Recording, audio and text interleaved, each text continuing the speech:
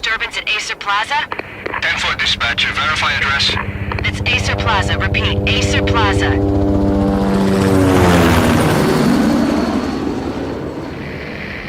Shots fired on the rooftop. An assault in progress at Acer Plaza. Repeat, an assault in progress.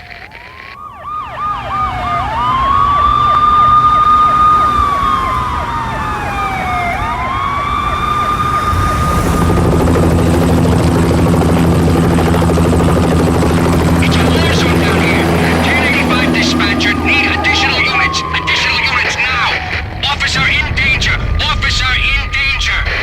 10-5, please repeat. 10-5, all units, emergency. Officer in danger, Acer Plaza. Repeat, Acer Plaza, all units.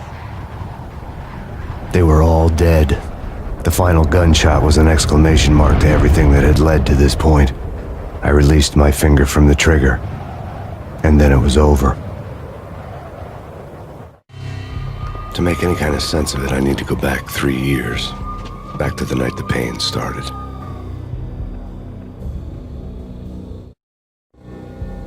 I was still in the force back then. NYPD, Manhattan, Midtown North Precinct, Hell's Kitchen. So when are you coming to work for me, Detective Payne?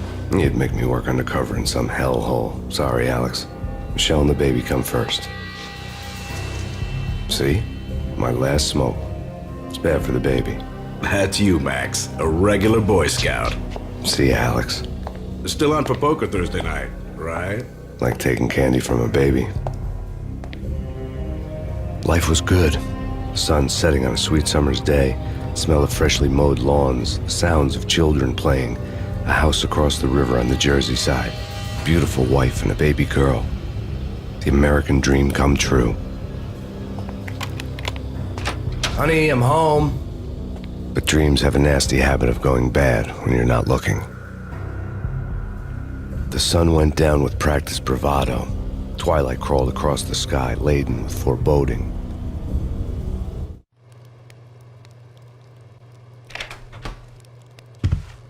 Michelle, honey, anybody home?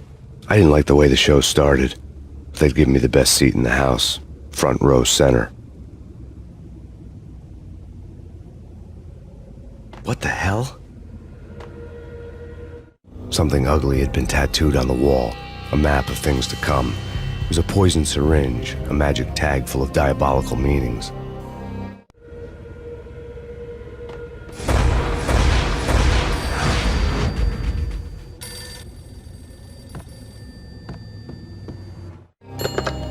Listen, someone's broken into my house. Call 911. Is this the Payne residence? Yes, someone's broken into my house. They're still here. You have to... Good. I'm afraid I cannot help you. Who is this? Hello?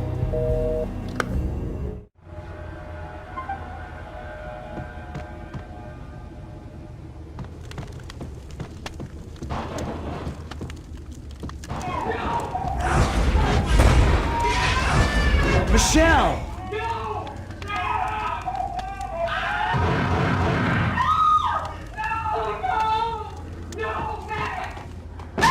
Michelle! Please!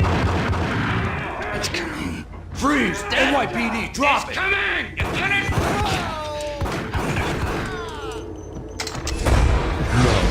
No, please, God, no. The flesh of fallen angels!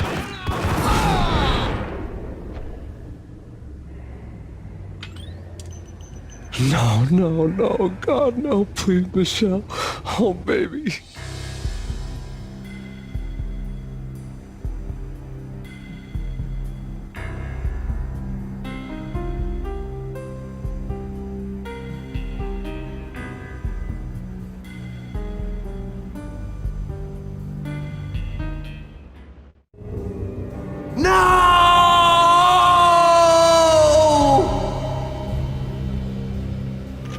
That was 3 years ago.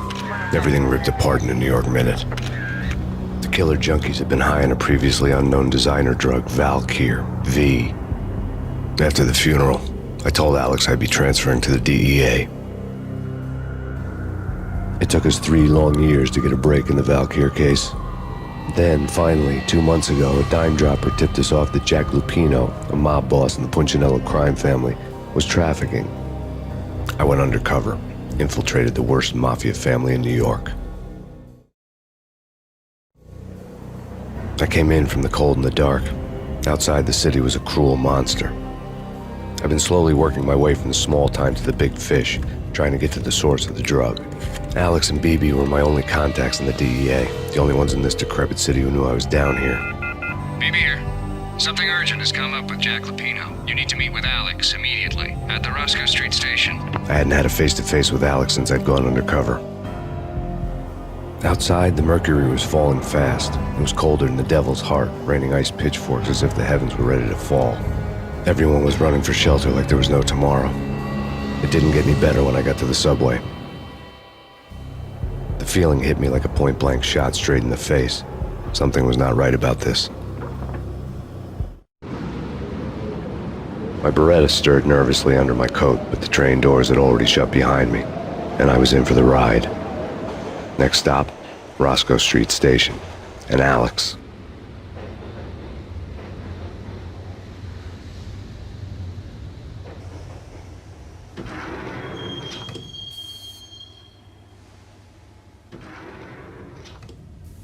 The station was drenched in gloom. Alex was a ghost, nowhere to be seen. I'd have to look for him.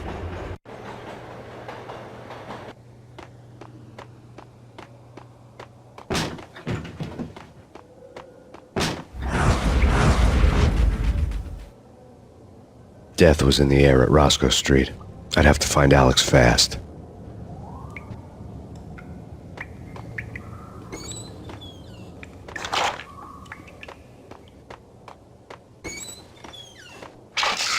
The pills would hold the pain back for a while. Wasn't Jake supposed to take care of this? He and Mickey are having too much. What the?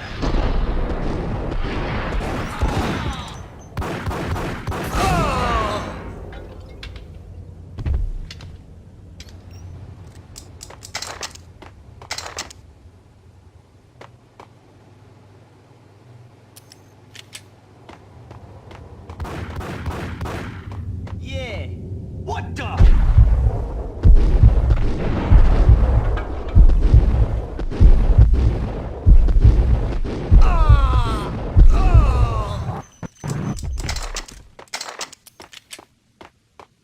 Yo, guys.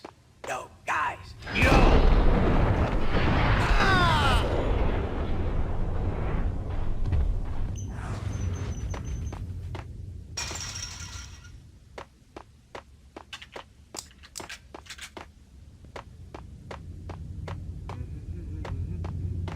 Hey!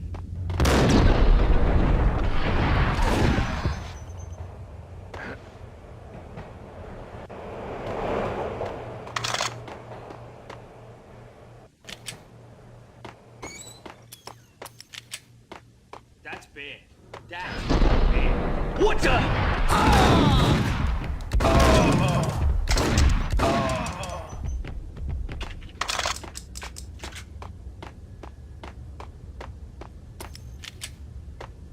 Kiss it goodbye.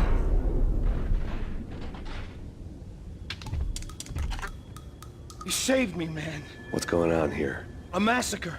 These armed thugs just appeared from nowhere. We need to get help. I can make the call from the control room 1 floor up. Can you take me there? Sure, sounds good. Follow me.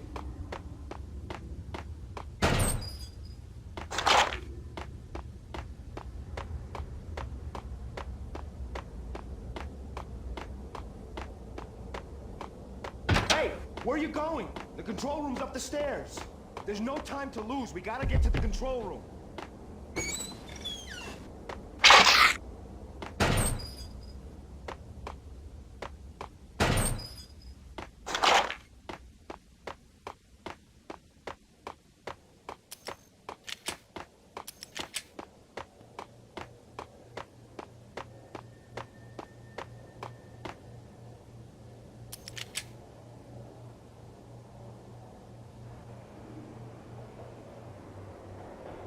Home free. This way. What the?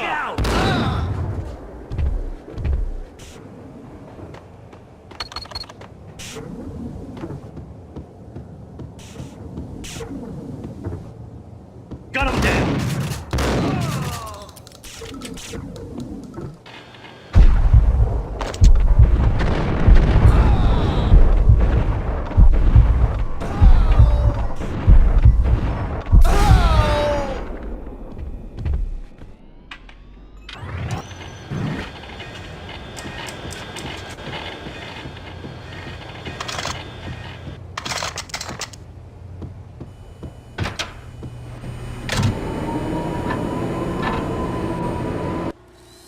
The train lit up like a Christmas tree.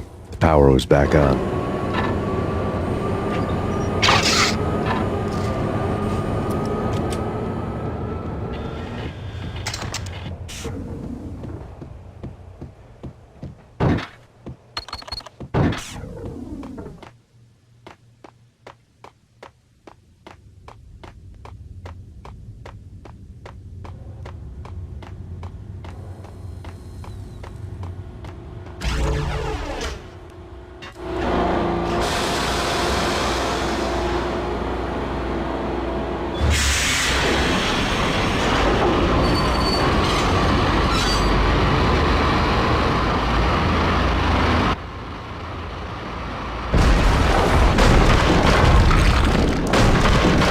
So much for being subtle.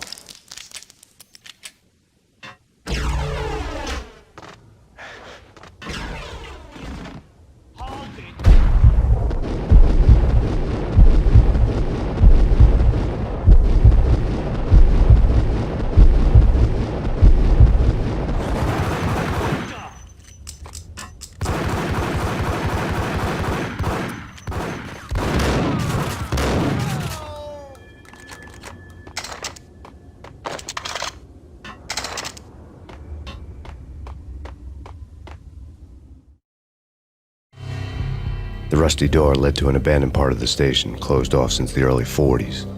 Something big was going down at Roscoe Street. Maybe that's why Alex had wanted to meet me here. Maybe not. One way or the other, I was going to find out.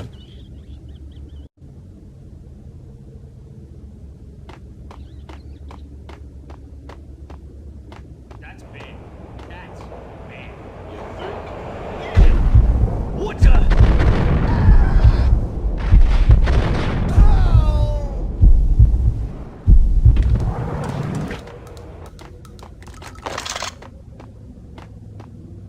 Hey!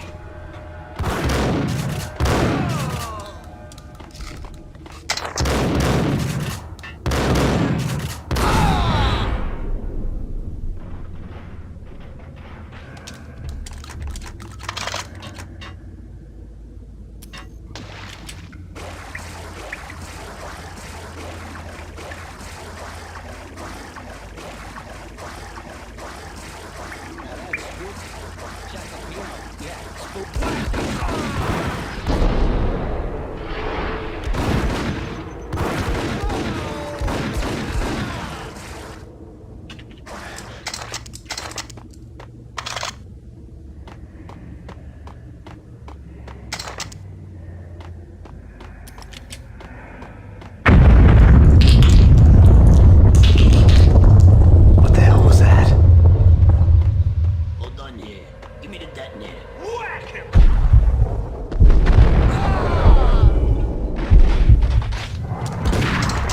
Gun him down!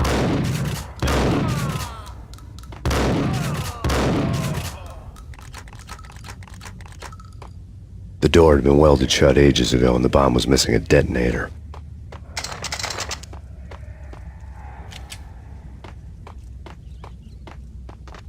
Okay, fellas. The police are on their way.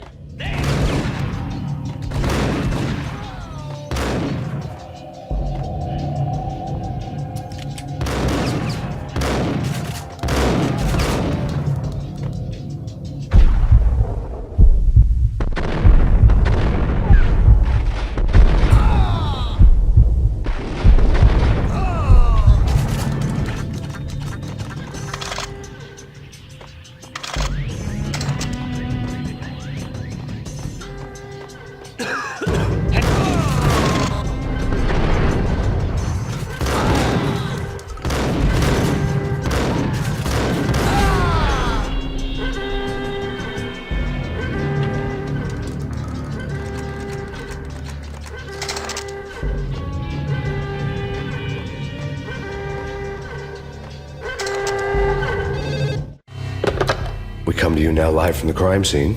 Who is this? Right back at you. This is Deputy Chief Jim Bravura from the NYPD. You are to cease your criminal activities and surrender immediately. Sure thing, Jim.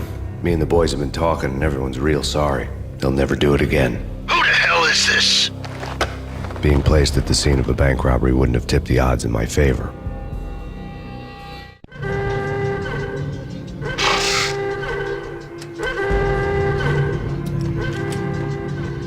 The bank robber's score lay on the table. The bank robbers had been after Acer Corporation bonds. The Acer success story had recently been on every channel and on the cover of every magazine.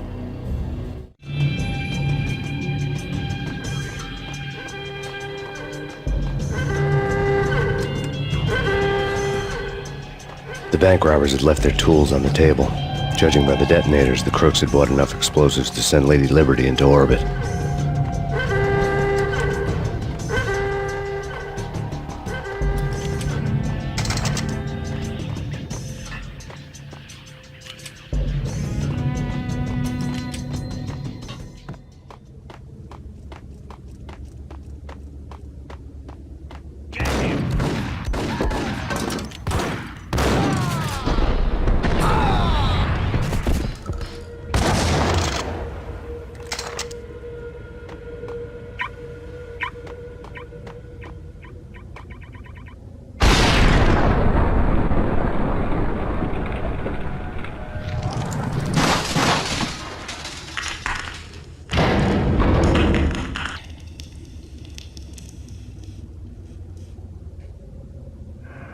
Hold it! Max! Jesus, you almost gave me a heart attack! I nearly shot you! Alex, I'm glad to see you. What the hell's going on? There are more corpses here than at the city morgue! It's an armed robbery, a tunnel job straight to the Roscoe Bank vault through the old station wall. Is this why? This is Lupino's gig? This is Lupino's doing? Lupino's men? Really? You sure know how to take a place? Can you get through? No, it's locked. We gotta get out of here. If it's Lupino, it's... Alex? Alex! There was nothing I could do. He was dead. I could tell by the empty, accusing stare of his eyes.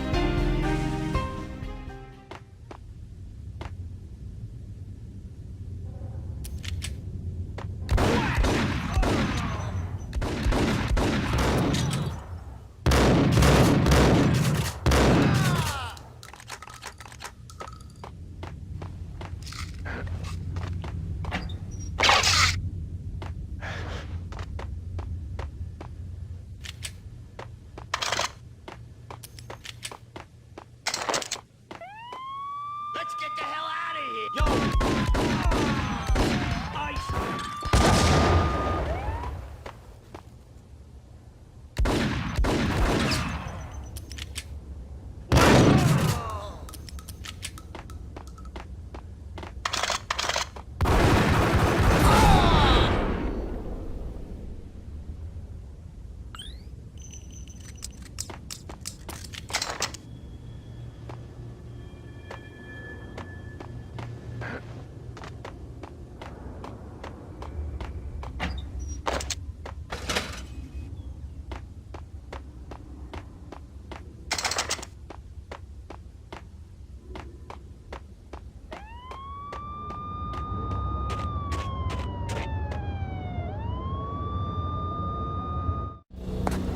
Alex had kept me relatively sane for the past 3 years.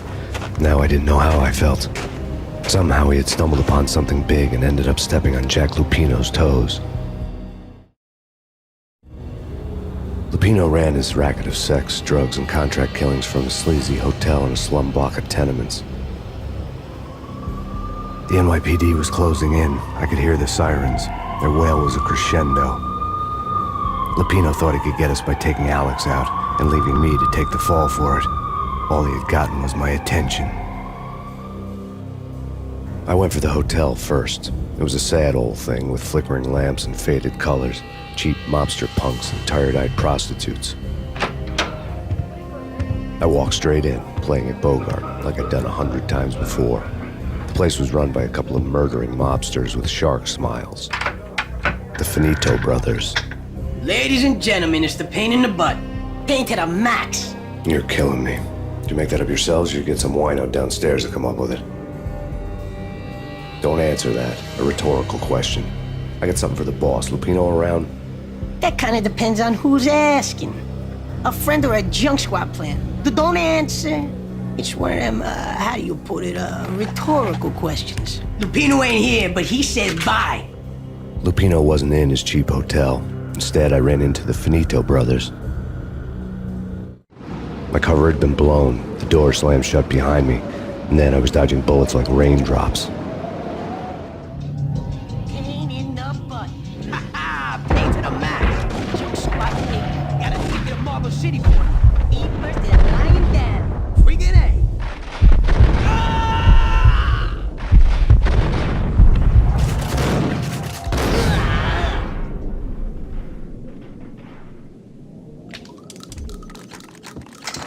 A letter on the desk caught my eye. Bosses! I had met Lupino only once. The gangster ran all his rackets through his right-hand man, Vinny Gagniti. Gagniti was a high-strung whiner on the verge of breaking apart, like an overamped Energizer bunny. He had the brains to run the business, but he lacked the balls, always falling short, taking his frustration out on underage addicts and call girls. The V deal goes down at your hotel. Jack's exact words, quote, "Vinny, you're in charge of this one," unquote. Rico Muerte's coming to see it through. Anything goes wrong and everybody's gonna get dead. Goes double for you. Treat this guy real good. Anything he wants, you give him. Don't screw this up or you're finito, finitos. A V deal meant added security, locked doors, and lots of nervous thugs with itchy trigger fingers. I'd seen nothing coming in, but that didn't mean it hadn't been there. Rico Muerte was a regular Kaiser Soze, a spook story told to keep the apes in line. 313. The Finitos had scribbled Muerte's room number on the note's margin. Everything all right? Bosses? Joey? Vigilio? You all right in there? They're not answering. Call the others. Tell them to come quick. Okay, but we can't wait for them. We gotta go in now. Bosses, we're coming in.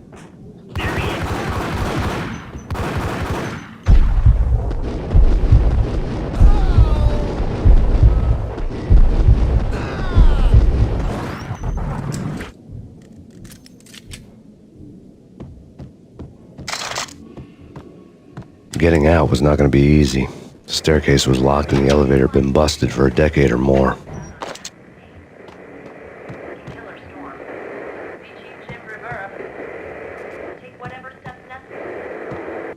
In his press conference today, the mayor stated that Valkyr represents a clear danger to New York and called for drastic actions to eliminate the problem. On today's top story, the Valkyr crisis worsens with the murder of DEA Special Agent Alex Balder. Special Agent Balder had been shot repeatedly from a point-blank range. The gunman has been identified as Max Payne. The noose is sure to tighten around this fugitive criminal as more NYPD units join the search to apprehend him. I had just gotten my 15 minutes of fame.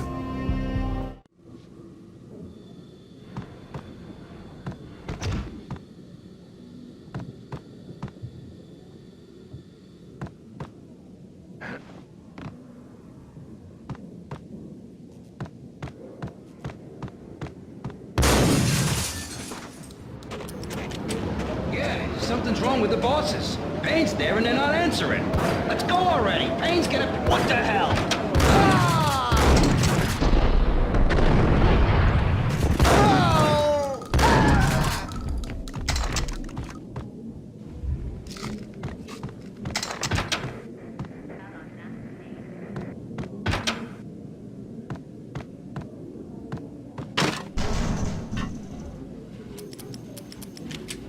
What the hell?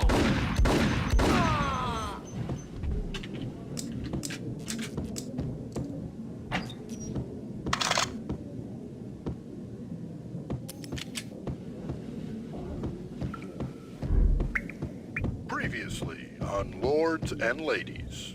Lady Amelia, Marquis Valentine asks for Hey! an audience. Thank you, Lawrence. My lord. And now, an all-new episode of Lords and Ladies, brought to you in part by Acer Corporation.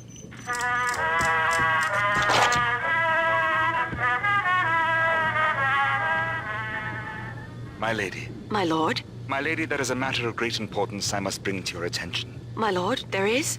Indeed, my lady, there is indeed. From the very first moment we met, upon that distant forest path, there has been sunlight in the autumn leaves blazing like the colors of your hair. Oh, my lord, you should not speak so. But my lady, I must. My lord, no! I forbid you. This cannot be. This must not be. But why, my love, why? My lord, it is too dreadful. Do not force me to speak the words. My lady, I beg of you, I must know. I would rather die than not know. Yes, my lord, we should both be dead, for this shame is too great for the living. My lord, I am your long-lost sister.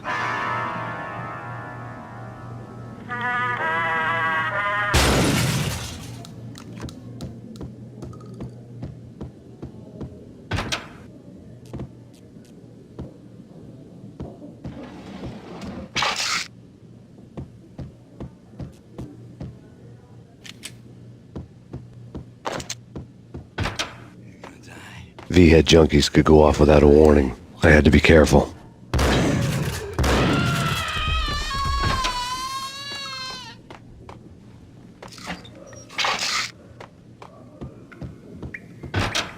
There he is! Got him down!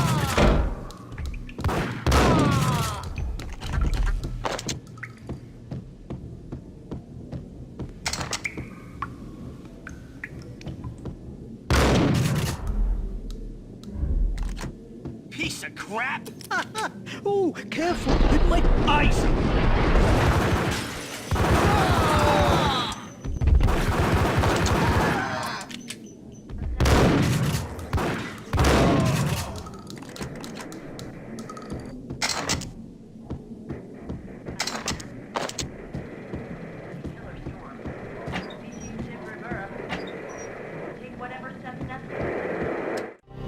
Tonight, the city's fight against the nightmare drug Valkyr took a turn for the worse as DEA Special Agent Alex Balder was found brutally slain at the Roscoe Street subway station.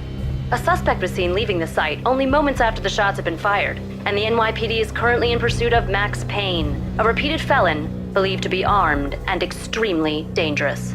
And now the weather. The worst winter storm in recorded history continues to pound the city. Here stated that Valkyr represents This party had been dead for a while. I couldn't say I was sorry I'd missed the show.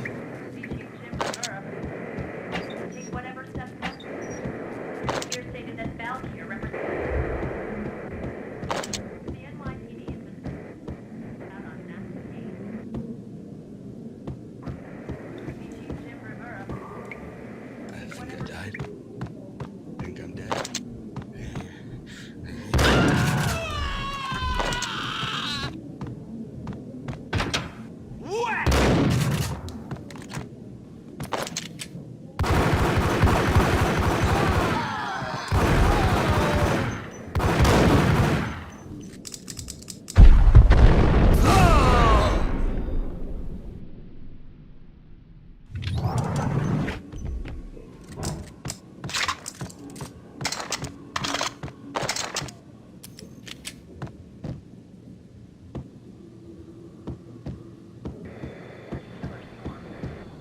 I'd found Muerte's room.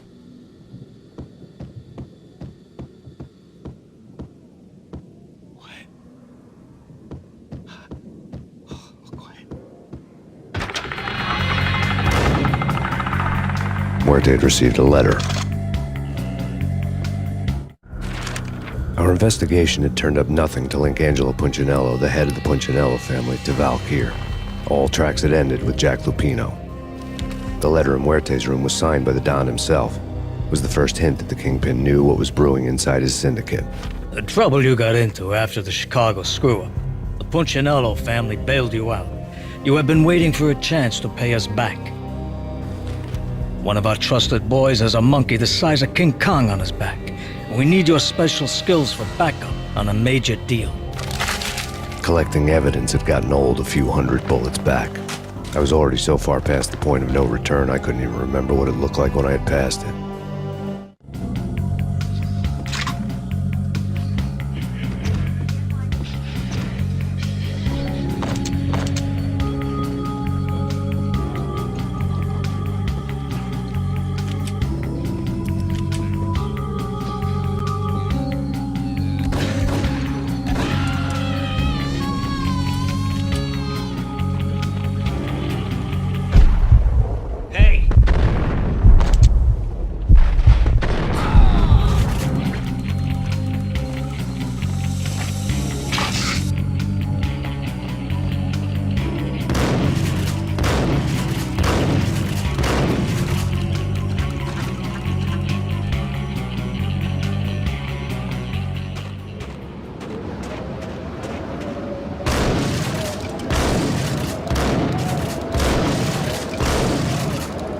I didn't want to know what had happened here.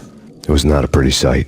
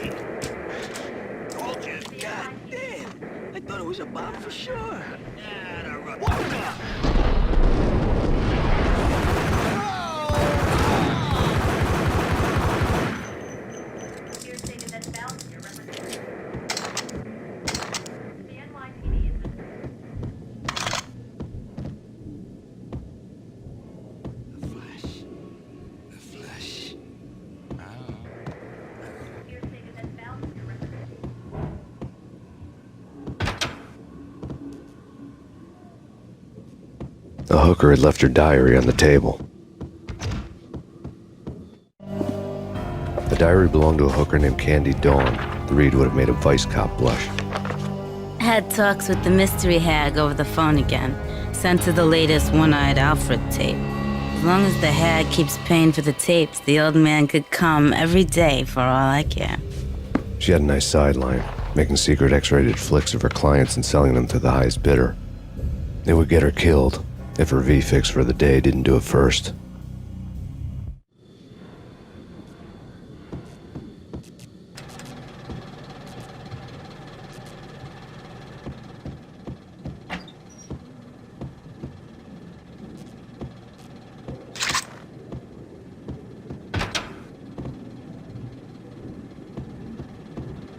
What the hell? Tim, go get him. No, wait, you go get him. You go and get him.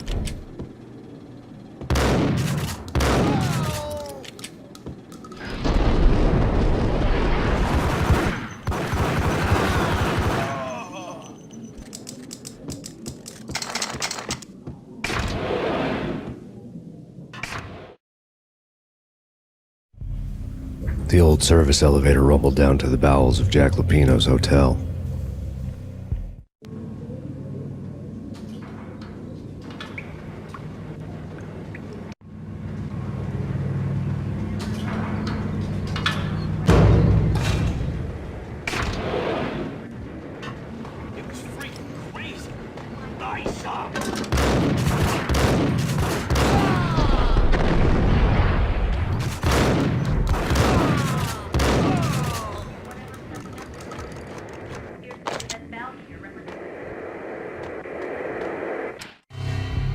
A winter storm warning is in effect in the whole tri-state area, as both freezing rain and heavy snowfall continue.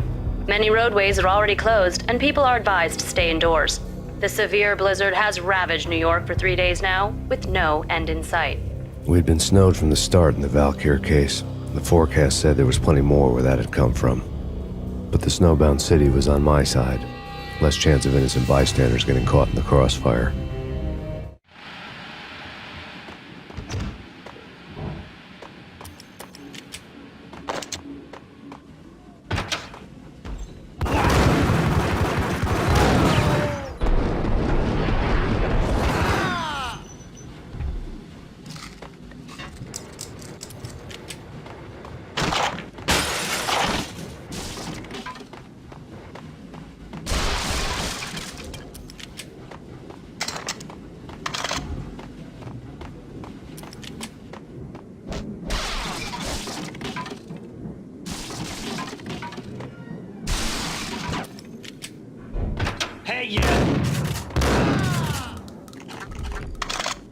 Exhibit number 1, a newspaper. A dead man tied to a chair lay on the boiler room floor. Captain Baseball Bat Boy has an unbeatable track record in superhero death matches. But a 6-pack of root beer gets me every time. The murder weapon was a baseball bat, now lying in a pool of drying blood next to a newspaper folded open on a Captain Baseball Bat Boy comic strip.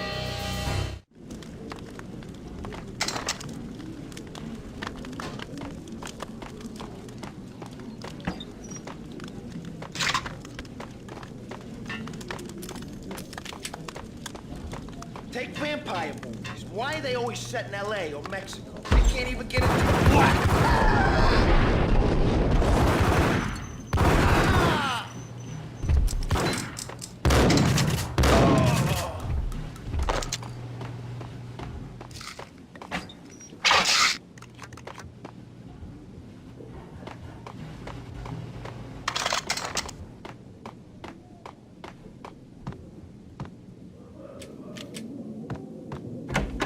Chill with the guns.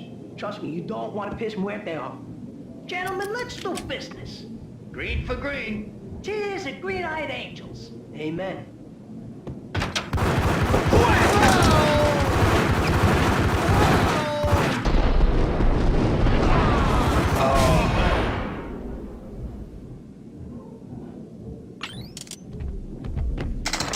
A lifetime ago, this would have gone down as a narcotics arrest.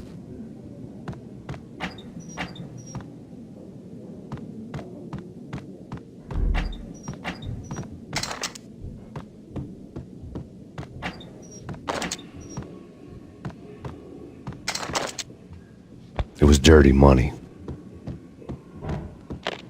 The transparent cylinders glowed green, full of Valkyr. There was a key on the table.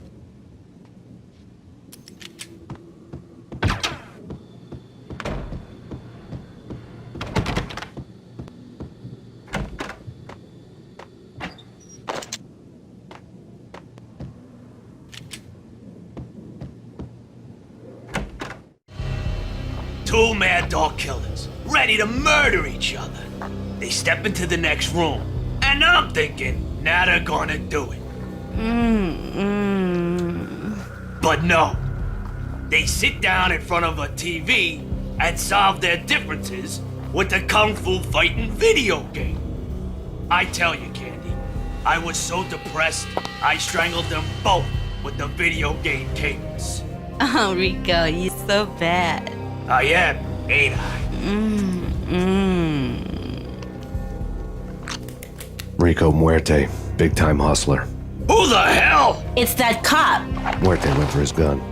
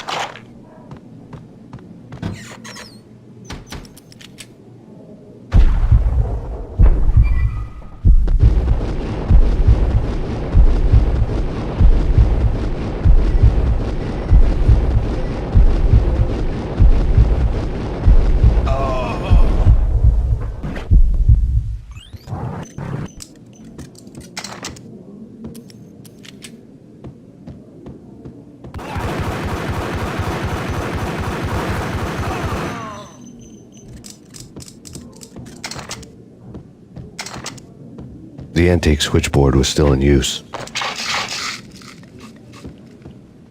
There was an old telephone switchboard in the back room of the reception area, the kind that made phone tapping child's play. It wasn't hard to picture a fat pimp sweating with headphones on, listening to his hookers talk dirty and fake orgasms over a web of party lines, the blood veins of New York. Right now, there was a different set of moans and groans going on. Boss, Corneli, this is Max Payne. He came, started capping us. He killed... Are you freaking kidding me? He's just one lousy cop. You better be freaking kidding me. Whack him. What's the freaking problem? Hello? Answer me. Hello? The word was out.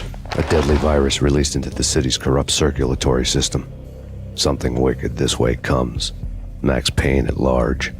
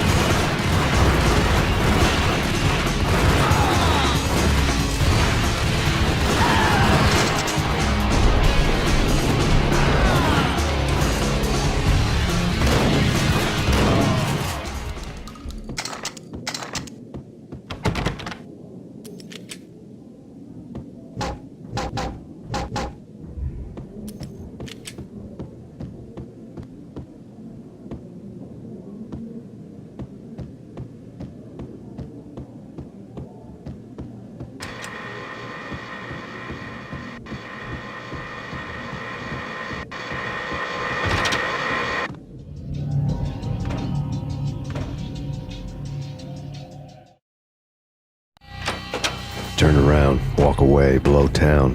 That would have been the smart thing to do. Guess I wasn't that smart. Lupino's tenement buildings were a seedy hangout for all kinds of sleaze. A liquor store, a pawn shop, a laundromat full of mobster bookies and loan sharks. The list went on.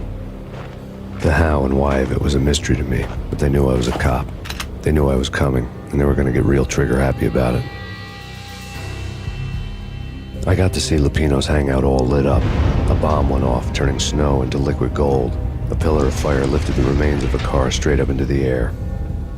The flames were highlighted on the hood of a black Mercedes-Benz as it coasted down the street real slow, as if the driver didn't have a worry in the world. I got a good look at the man riding shotgun.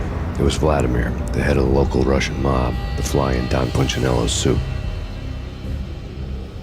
The ringing in my ears was the sound of a mob war being waged.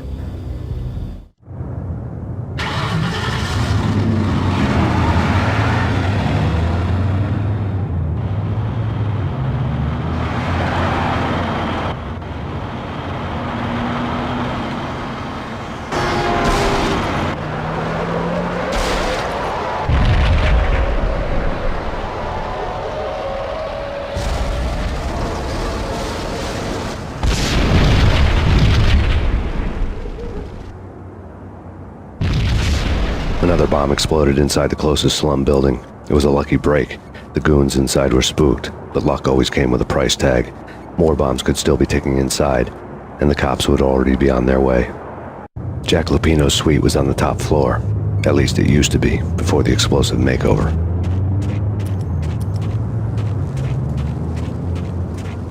I don't know, man. I don't know about this. Quit worrying, man. Think of it as Christmas. Yo!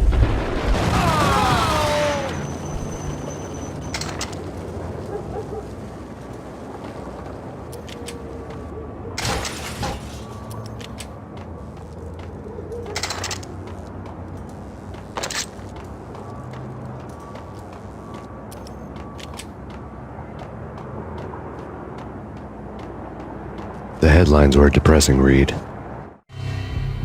The headlines were screaming bloody murder. The storm was a screaming duet with the approaching prowl car sirens. It was all a scream when you were down for the count and wanted for murder.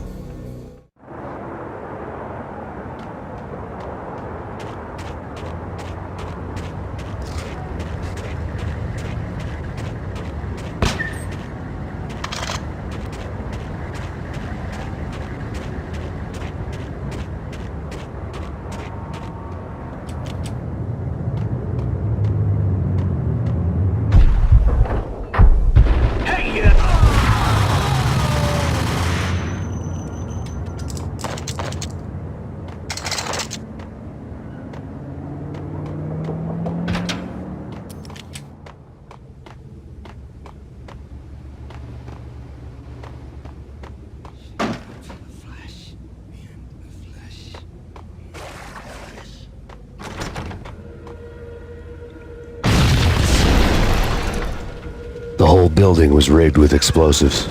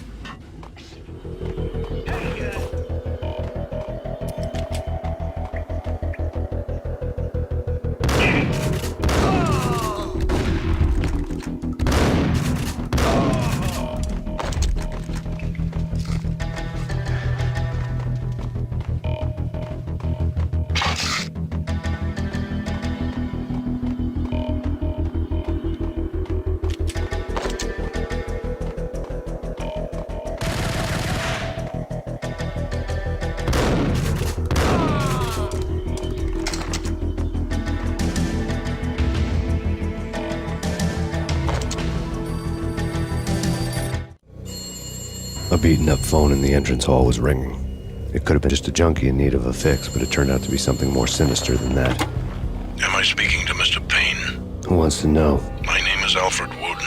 You must hurry. The police are on their way. Tell me something I don't know. They know you're there. How? And what's it to you? I will contact you again. The cops arrived, sirens singing in the off-key harmony of a manic-depressive choir. I had a few minutes while the SWAT team would go through the usual routine. By the time they busted in, I needed to be long gone. Max Payne, this is Deputy Chief Jim Bravura from the NYPD. Drop your weapons and come out with your hands above your head.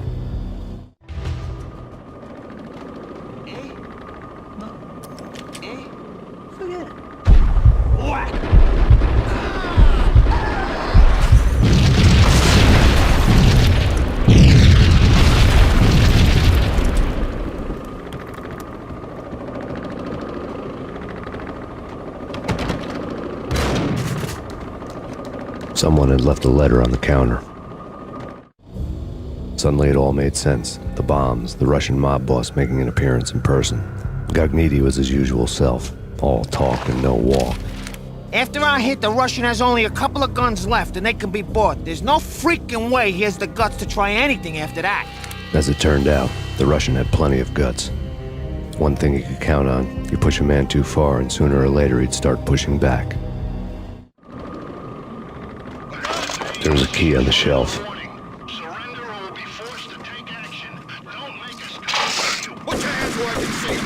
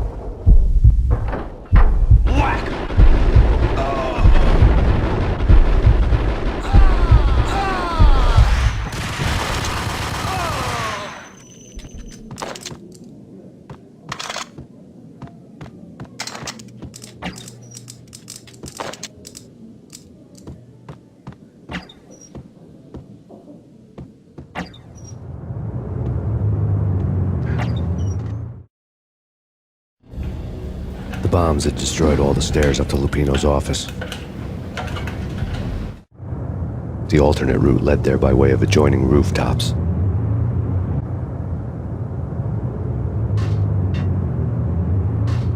It's never been this cold. Never ever. It's like the sky's falling. Yes, sir. It's the end of the world as we know it. And I don't feel fine. I don't feel anything. Not a thing. I'm freezing my butt off.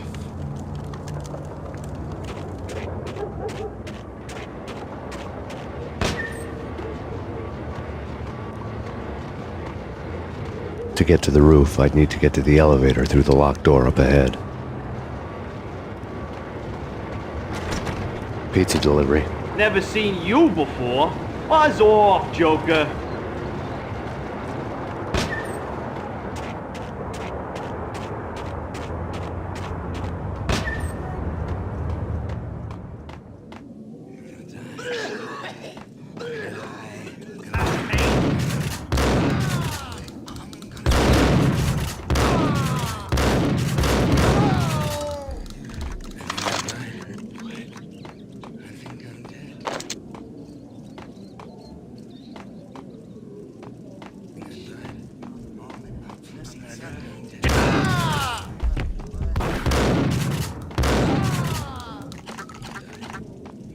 Think I'm dead.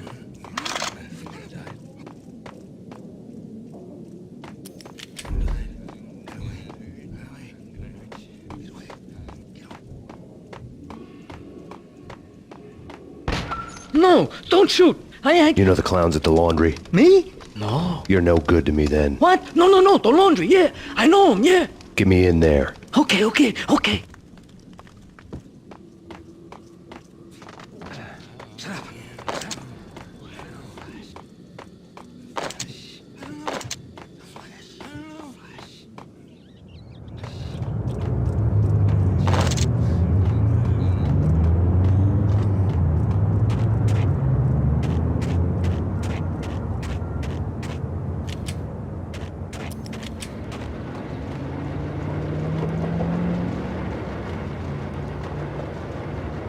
It's me. Open up. Let me in, quick. Not so fast. The password. John who? Come on. Okay, John Woo. All right. Come right in. It's a trap! There he is.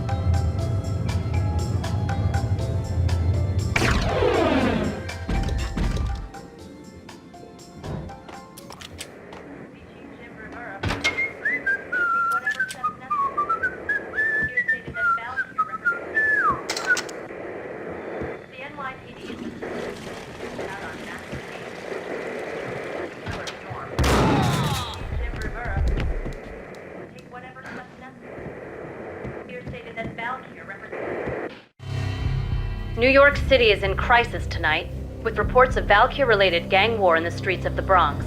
Apparently, Max Payne, wanted for questioning in connection with the slaying of a DEA special agent earlier tonight, is waging a one-man war against his former partners in crime. Among the listed casualties so far are notorious mafia members Joey and Virgilio Finito, as well as Rico Muerte, himself a fugitive from the law, and a suspect for several murders in the Chicago area. The NYPD has been placed on full alert. A citywide APB has been put out on Max Payne. Deputy Chief Jim Bravura has promised to take whatever steps necessary to bring him to justice. What those steps may be remains to be seen. For NYCNN TV News, this is Kira Silver.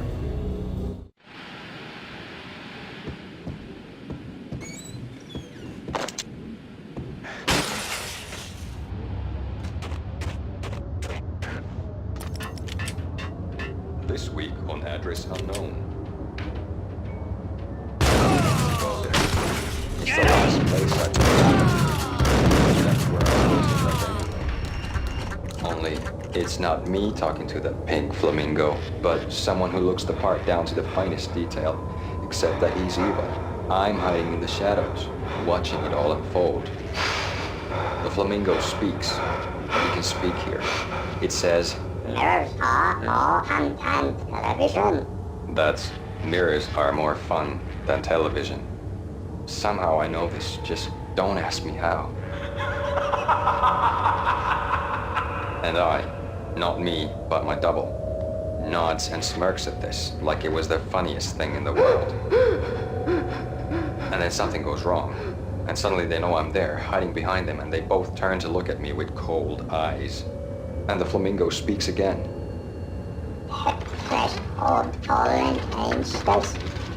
I have no idea what that means.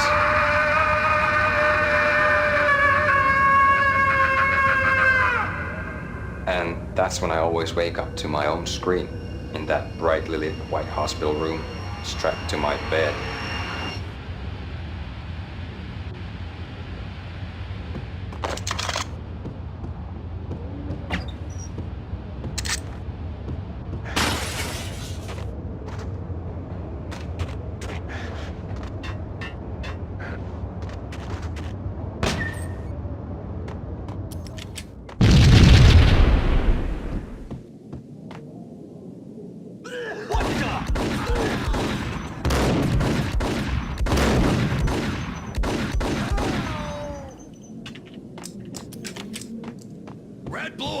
It's always red or blue in the movies. So, green? No, not the green.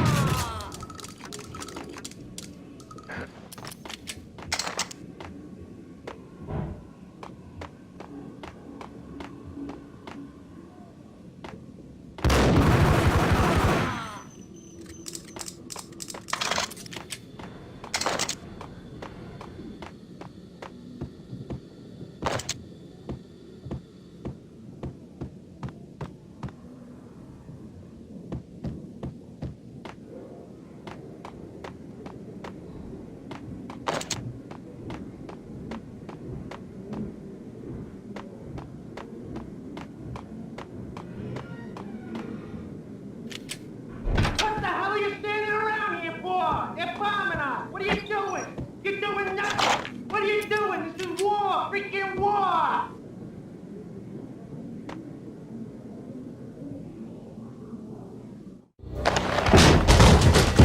Vinny Gognitti, just the man I've been killing to see. Payne? Freaking Fed! I knew from day one there was something screwy about you. What do you think you're doing? You're a freaking cop. You ain't got squad on us. You can't just come in here waving your piece like it meant something. Yeah! Oh my God! Oh God, you shot me! Ah! You're dead, Payne! What the hell are you waiting for, you apes? Kill him! Kill him! With pleasure, boss. Gognitti bailed. I made like Chow Yun Fat.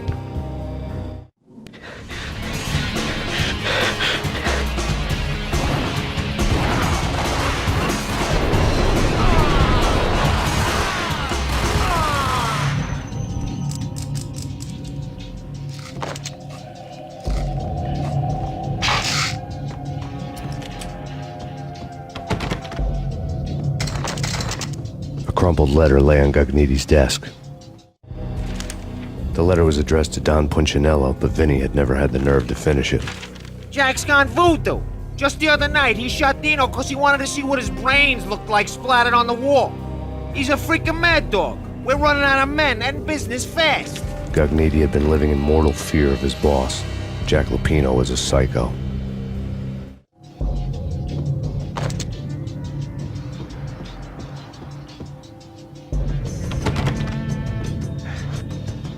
Vinny Gognitti was running scared. He could run, but with a bullet in his stomach like a broken bottle of Tabasco, he was quickly running out of time. He knew where his boss was, and I wanted to square things up with Jack Lupino. Gognitti would be moving fast. I don't know about angels, but it's fear that gives men wings.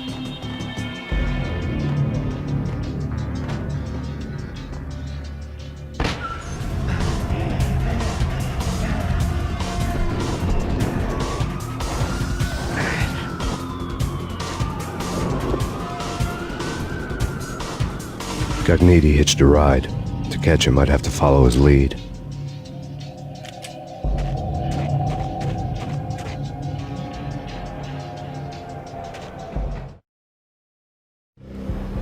This was my second train ride of the night. The way it started didn't promise anything better than the last one.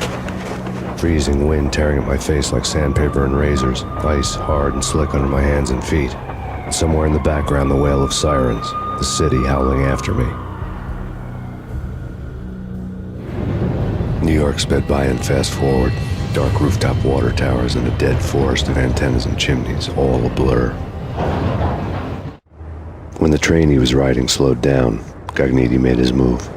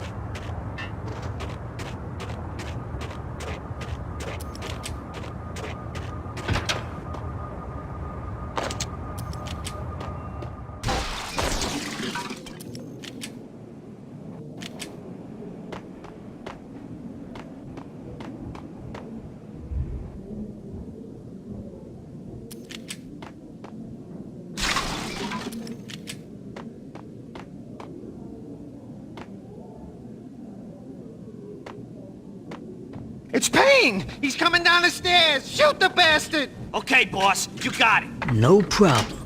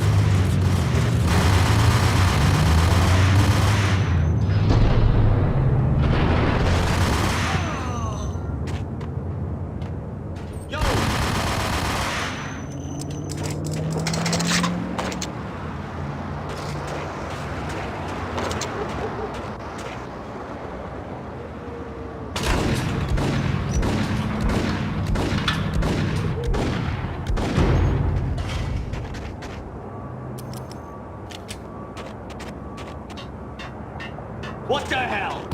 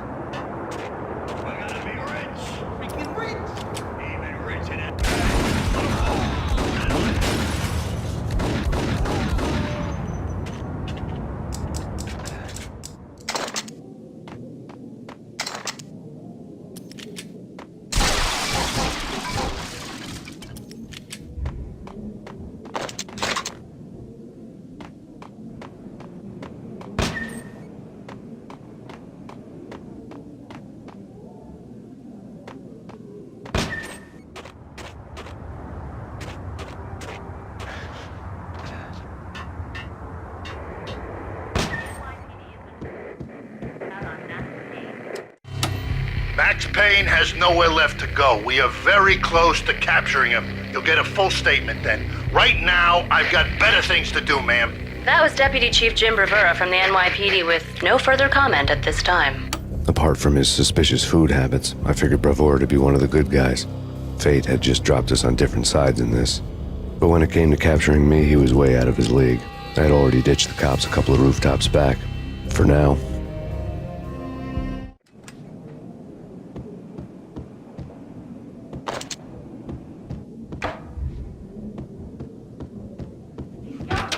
I can hear him. Ready? Point it at the door. Okay, this is it. Any moment now, Payne's gonna bust through that door with murder in his eye. It's either him or us.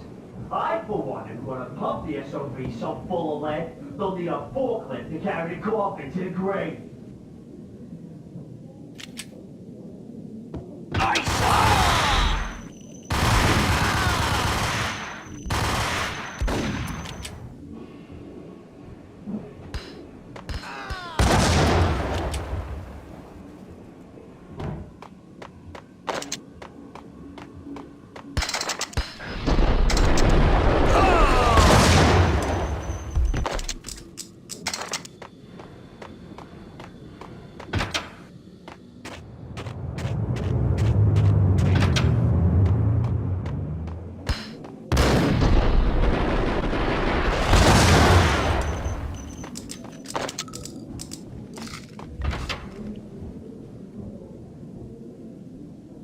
me, goddammit!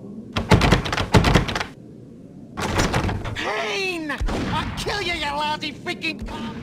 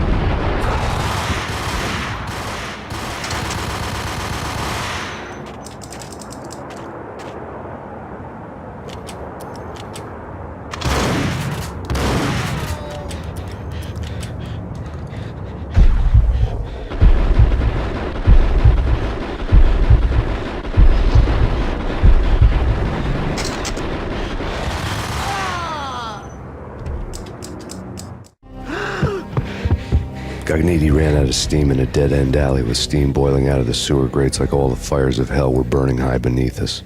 It was shakedown time. Where's Lupino? Screw you! Bad start, Vinny. Ah! Police brutality! I rate pretty high on that. You can't just hurt me in cold blood? Just keep telling yourself that. Listen good, Candyman. I'm not gonna be anybody's fall guy. I want to know where your boss is hiding. There was no glory in this. I hadn't asked for this crap. Trouble had come to me in big dark swarms. The good and the just were like gold dust in the city. I had no illusions. I was not one of them. I was no hero. Just me and the gun and the crook. My options had decreased to a singular course. I'll tell you, just don't hurt me no more. Lupino's at Ragnarok, the nightclub. Book me, take me, hold me to the freaking jail, just don't hurt me. Your rights will be ready at your funeral. Ragnarok was Lupino's private nightclub, a den of drugs built into an old theater. I knew what waited inside. V had junkies ready to explode in random acts of senseless violence, and Lupino's goon squad, the worst stone-cold killers this side of hell. Ragnarok was as inviting as a headache, flickering and flashing to a machine gun beat. The belly of the nightclub was a gothic theme park that began with bondage games and led to the nasty stuff from there.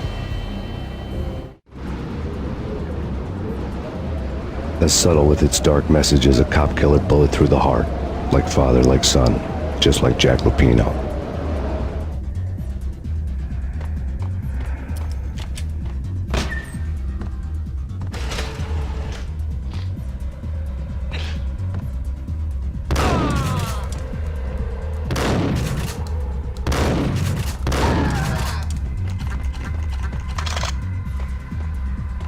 The book had never been a bestseller.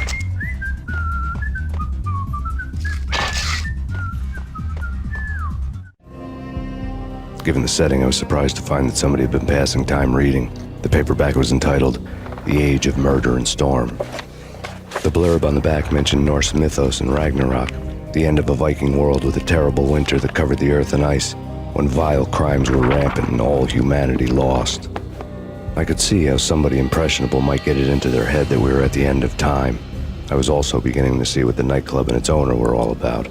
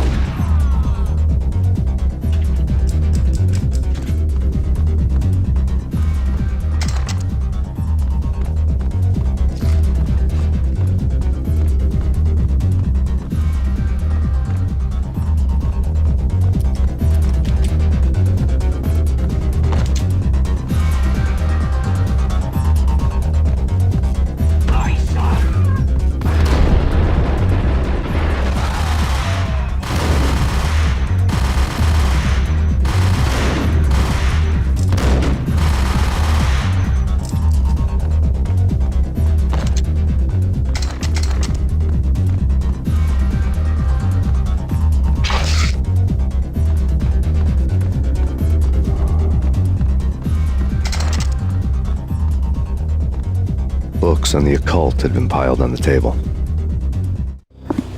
The room was stacked with light reading, such as Necronomicon, Witchcraft, and Paradise Lost. Old exotic titles like Malleus Maleficarum and De Umbrarum Reini Novum Portus. Books with pentagrams on their covers, all dealing with the occult and the infernal, lying between stacks of horror videos and a couple of Ouija boards. The only thing I could take seriously was the thought of Lupino taking it seriously. He had been spending a lot of time getting intimate with the guy downstairs.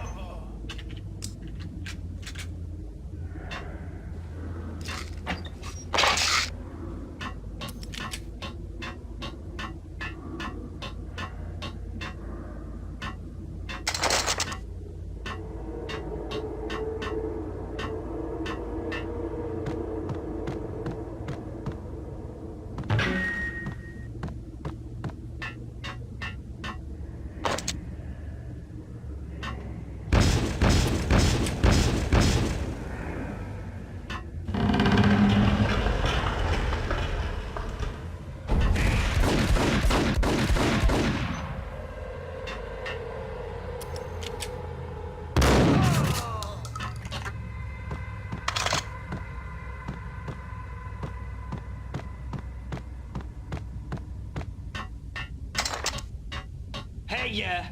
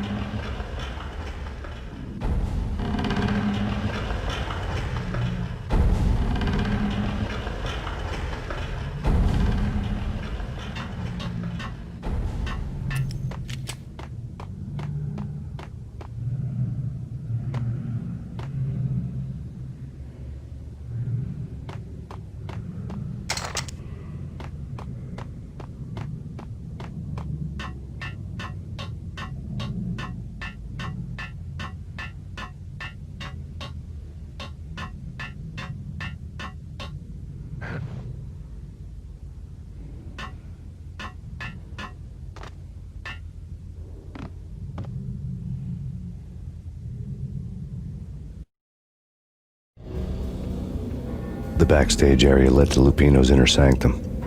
The hot air inside was like an invisible wall, thick with incense and something else, a sickly sweet smell that made you gag. This was the rotten core of the Big Apple. Lupino lurked somewhere ahead, like a spider at the center of his web, waiting. The vapors in the air started to make my head swim. Torn pieces of a letter lay scattered on the sofa. Punchinello had threatened Lupino in writing. The note had been torn to pieces, bloody fingerprints all over them. Don't want you to think that one of my boys is not playing with a full deck. Shape up, Jack. We are running a business here. I'd hate to send the trio to strong-arm you. The trio were the Don's notorious henchmen. It was obvious that Lupino hadn't been intimidated by the threat. Lupino's notes covered the table. Jack Lupino was crazy, all right. The table was scattered with notes of demented arcane nonsense written in rusty blood, a mishmash list of demons, devils, and dark gods evoked. Beelzebub, Asmodeus, Baphomet, Lucifer, Loki, Cthulhu, Lilith, Hela, blood given to you all. He was after that old Faustian deal, your soul for power and fortune. Just sign on the dotted line with your blood. Lupino's notebook lay on the pedestal. Jack Lupino was crazy, all right. Mythic wolves, let loose to devour the sun and the moon. Lupino is the wolf. I'm Mr. Beast, the big bad Fenris wolf. I'm the end of the world man, wearing the flesh of fallen angels. After Y2K, the end of the world had become a cliché. But who was I to talk? A brooding underdog avenger alone against an empire of evil, out to right a grave injustice. Everything was subjective. There were only personal apocalypses. Nothing is a cliché when it's happening to you. The flesh of fallen angels! Come to me all! Astaroth, Beelzebub, Asmodeus, Baphomet, Lucifer, Loki, Satan, Cthulhu, Lilith, Hela! Blood to you all! Secret. Of reality. I've seen it. The corruption of flesh. Oh! I'm the wolf, yeah! I am the wolf! It's close. It's coming. You have come. A witness to the end of time. It's now! I will rise to her side! I don't need the words! I'm beyond the words!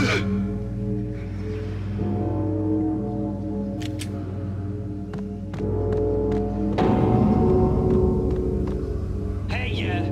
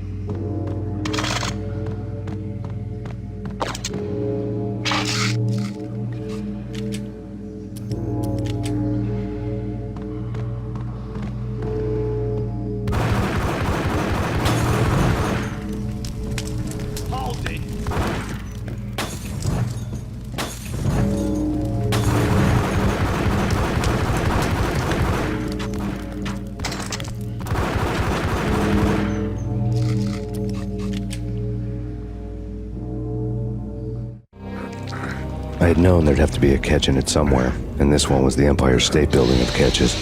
Lupino just pumped up and dying to go 15 rounds with a mutant alligator. And then he started this spooky monkey talk, straight from a bad dream. Mine. I have tasted the flesh of fallen angels. I've tasted the devil's green blood. It runs in my veins. I've seen beyond a world of skin, the architecture of blood and bow and arrow. Death is coming!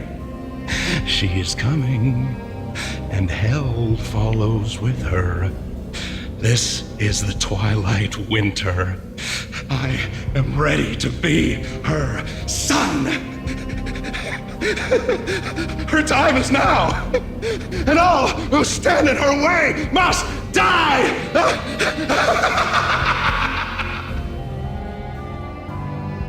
Die! You'll die! You'll die! Now! All die!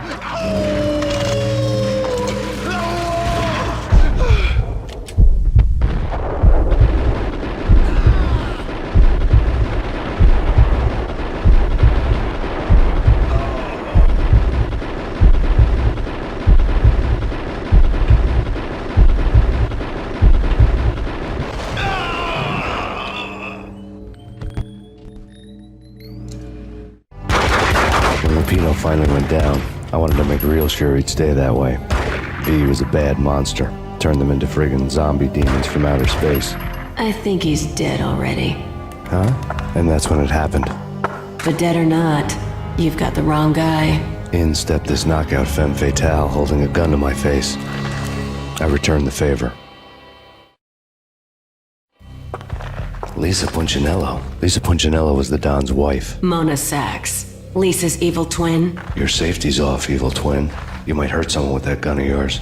Lisa's the damsel in distress. I'm the professional. I'd blow you away without batting an eye. Sure, and you can check out my credentials splattered all over this joint. Jack couldn't have framed you. Not the state he was in. We're after the same slime bag.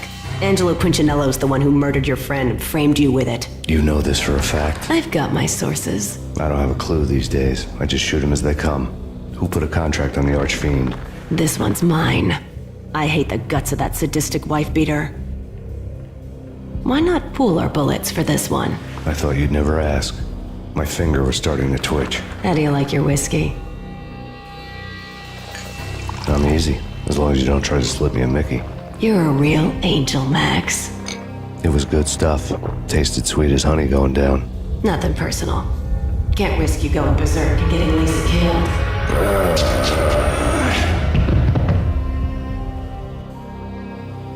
The nightmare was always the same.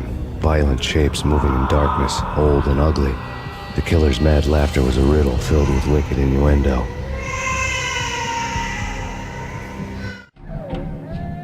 Somewhere, the baby was crying.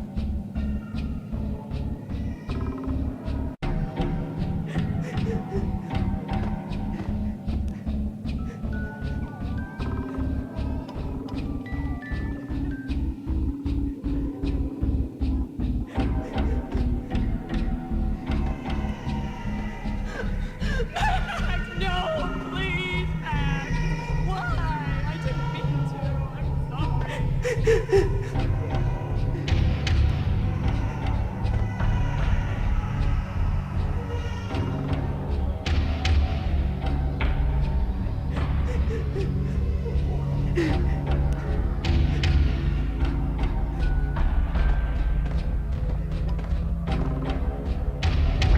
have known it when we found you snoring next to Lupino's corpse. A comedian, huh? The pictures were filled with good old times.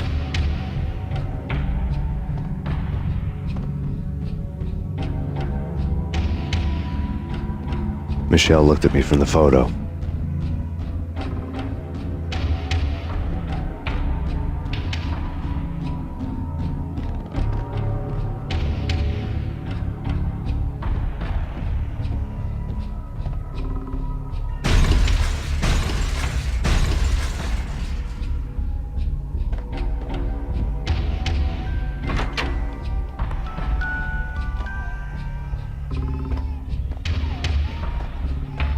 I really love to watch cartoons.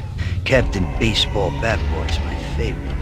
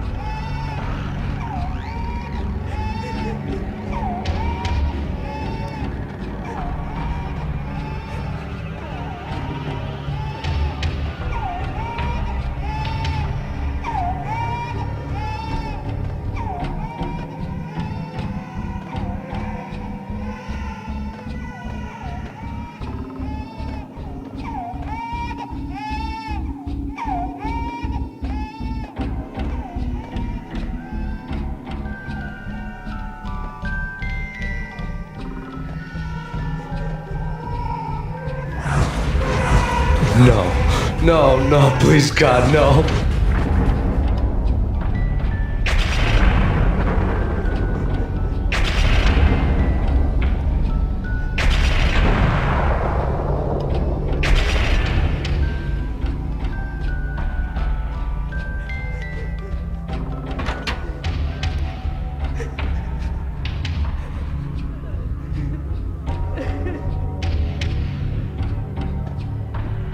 Slice them, dice them, shoot them full of holes, blow them to bits, vaporize them, disintegrate them.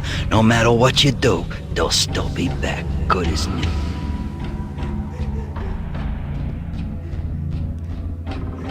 Michelle's diary lay on the table. Michelle was working part-time in the district attorney's office. Her diary was open on today's entry, her handwriting all pretty curves. An army dossier found its way to my desk yesterday. Valhalla? Isn't that a Norse myth? Something about Vikings? I tried to tell Max about it, but he was busy, that cute frown on his brow. Guess it's nothing, just a mix-up at the courier service. From now on, I would always find time for her. It was a hollow promise. Too little, too late.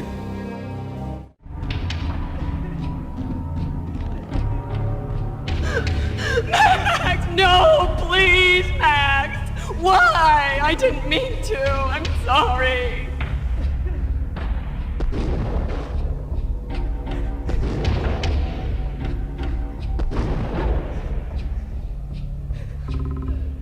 Murderer! You killed her!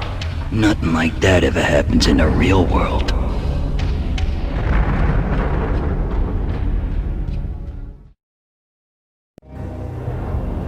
I woke up in a bad dream.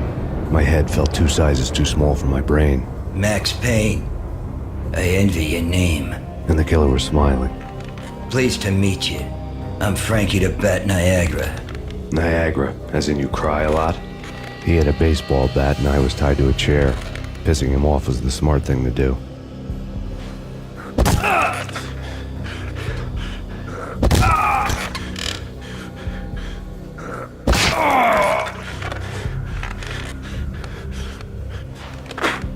Nothing wrong with a little laugh now and then. Take me, for example. I love to watch cartoons. Cartoon violence is a fascinating thing. Let's take a break. I need to take a leak and maybe grab a cold one at the bar. Don't worry. I'll be back to finish this off. And then, it's checkout time. You play, you pay, you bastard. He swaggered out, and the door clanged shut behind him, locks clicking into place. Everyone makes mistakes. Mine hadn't been to crack jokes about the goon with the bat. He'd have cracked my skull regardless. It hadn't even been to trust a girl with a gun. I had blindly gone after the first bad guy on my hit list when I should have been aiming further up the ladder, at the head of the Punchinello family. I couldn't bring myself to be pissed at Mona. Guess I had a soft spot for a pretty face.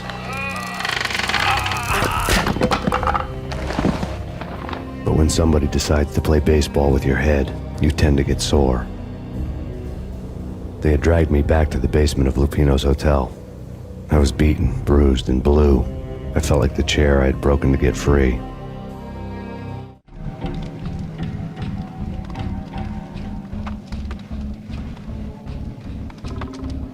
All I had was Niagara's bat, sticky with my own blood.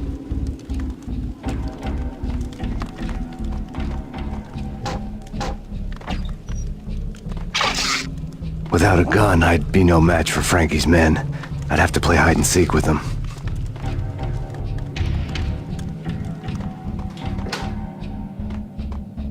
It's Frankie's turf. We'll take... What the?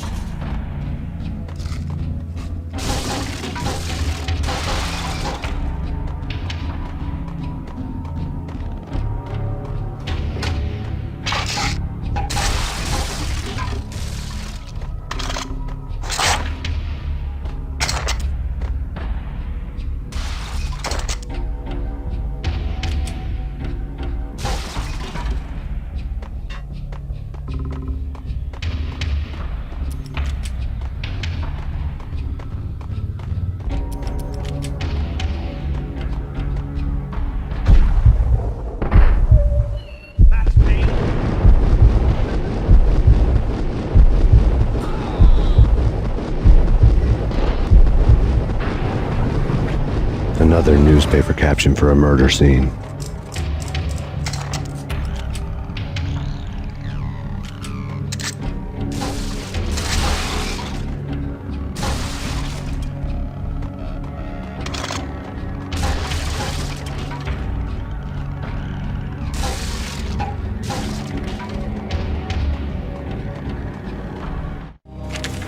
Frankie had left his calling card, a Captain Baseball bat boy strip, next to a sewer passage filled with bodies.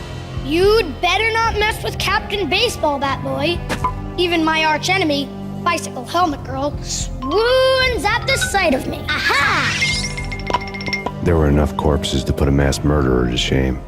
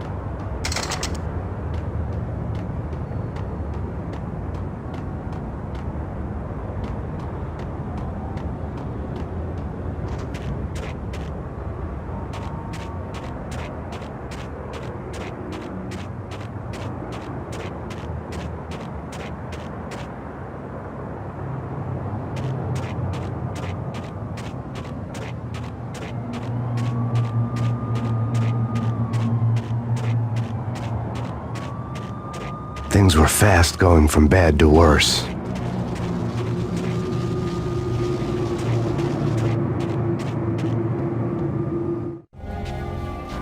The men in blue had come and gone. They had decorated the place with chalk outlines and tied it together with yellow tape. The cops who had stayed behind were dead.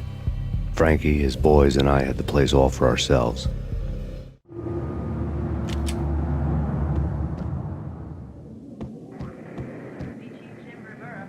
Just forget about it. Just forget about it. Hey, just forget about it. That crazy witch, you should have heard her. She was a real scream when the boys caught her trying to cap the Don. Oh, that's freaking bad. To the trio? That's even worse than what Frankie's doing to that poor bastard downstairs. She's gonna take a long time to die. The mobster muscle on the phone was talking about Mona. Punchinello's trio were nothing but bad news. It's Payne!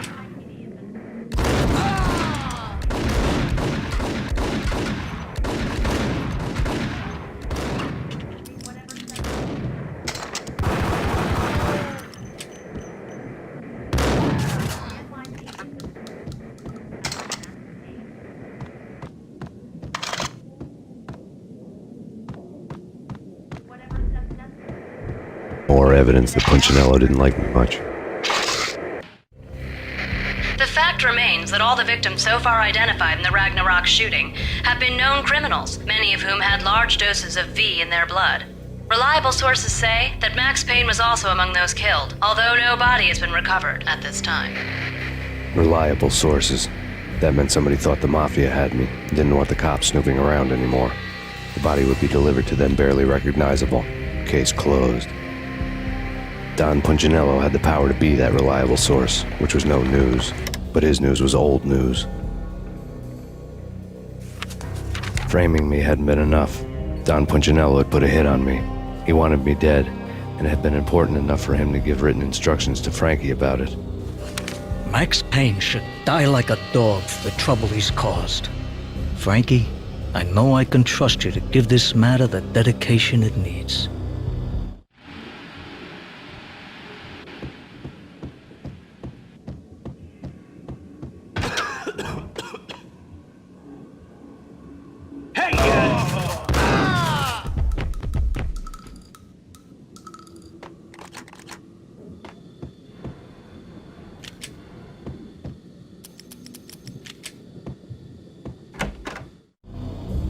The hotel bar was fast developing quite a history. True to his words, Frankie was there, having a beer. Jesus Christ. How the hell did you get loose? Got bored waiting. Thought, what the hell, we could just as well finish this here.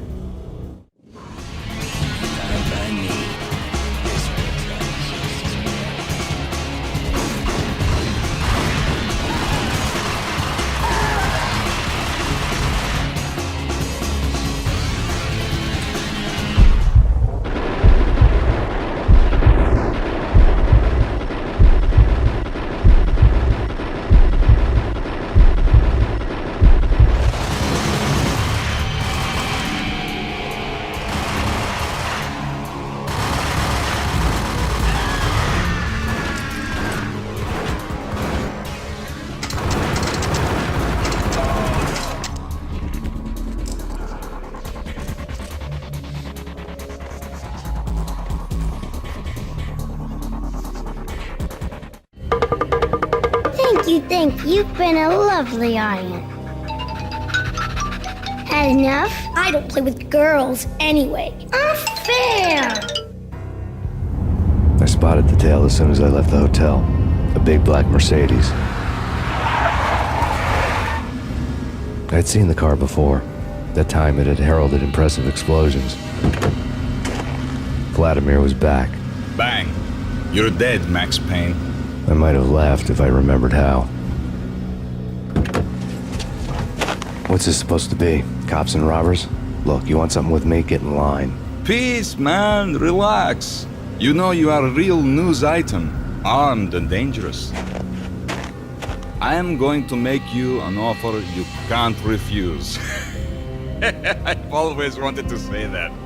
It's a bum rap. I've been framed. That's a moot point. Whatever you did or did not do, I'm sure you had good reason for doing it. Want to hear me out? I'm listening. Punchinello messing with V is bad for business all around. But that's not all. There is this guy, Boris Time, used to pull jobs for me. He's the captain of the cargo ship Charon.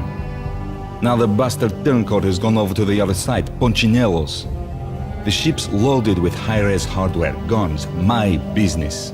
If Punchinello gets hold of that cargo, he's won and I have lost. And you'll have your work cut out for you. If you want to get to Punchinello, you'll need heavy-duty persuaders. I am just the man to get them for you. Change the ship back under my flag, maybe pop 2 in the traitor Dime's head while you're at it. You'll get enough guns to start the apocalypse. You in or out? Let's get this show on the road. Vladimir was one of those old-time bad guys with honor and morals, which made him almost one of the good guys. None of us was a saint. The Brooklyn riverfront was a maze of rusty containers, sharp-boned cranes looming up from the snowstorm. On a night like this, you couldn't help but think of the dark army of dead men sleeping with the fishes, cement shoes in line. No Minotaur lurked in this labyrinth, but somewhere out there, on the clanking deck of his cargo freighter, the skipper of the Chiron was waiting, like the ferryman of the river Styx.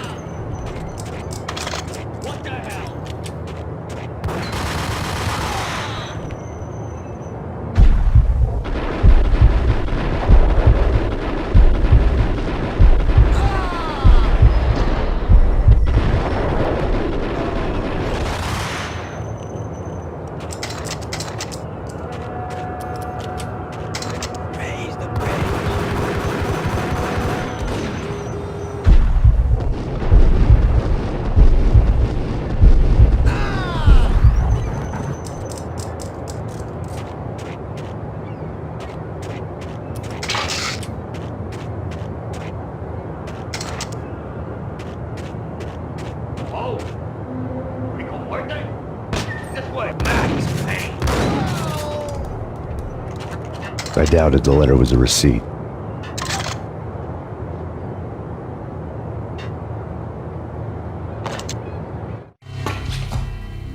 Rico Muerte had come to town to do more than just sort out family troubles. Exhibits number 1, 2, and 3. A briefcase of money, a sniper rifle, and an envelope with one word neatly printed on a folded piece of expensive paper. Mayor.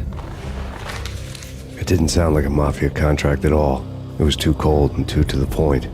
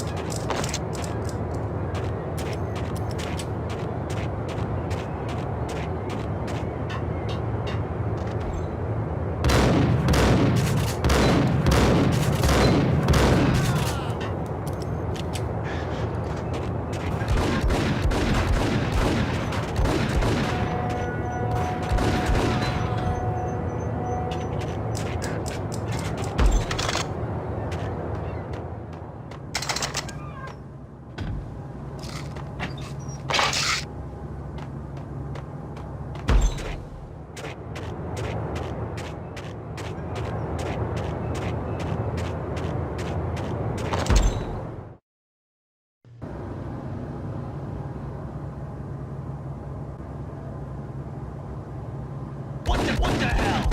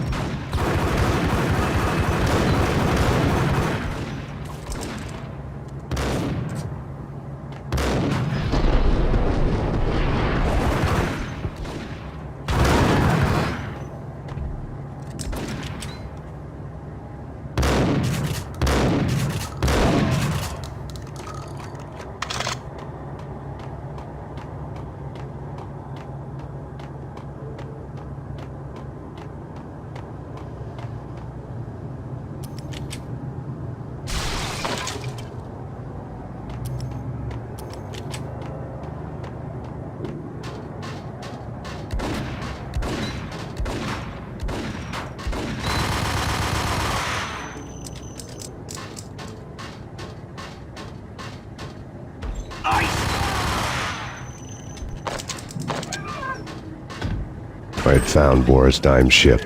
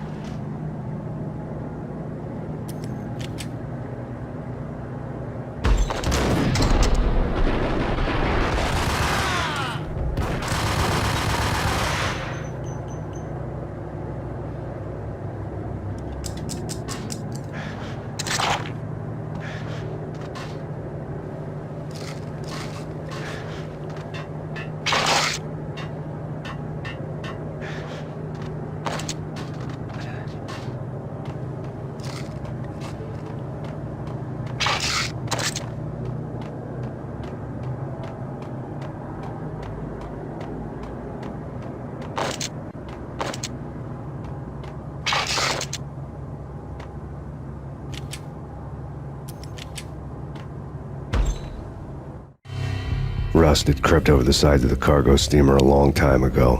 Boris Dime would be on board. I'd have to smoke half of his crew to even get near the gangplank. The guns were probably being kept in the hold, buried amidst the rats and oily water.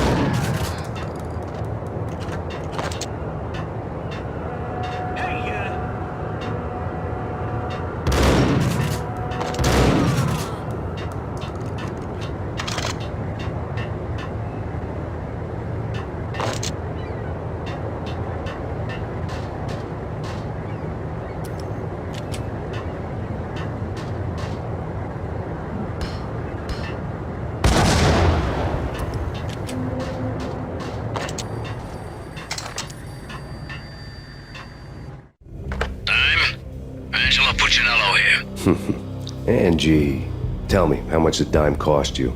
I bet it was more than his name. Max Payne. Right the first time. You're dead, punk. You sure you're not confusing me with Boris here? But you are right, of course. Pretty soon we should get together and have a talk. You son of a... Pissing Punchinello off was a dangerous game, but when people get mad, they make mistakes. I should know. That's where I wanted Punchinello, mad enough to trip over his own feet, preferably into a grave.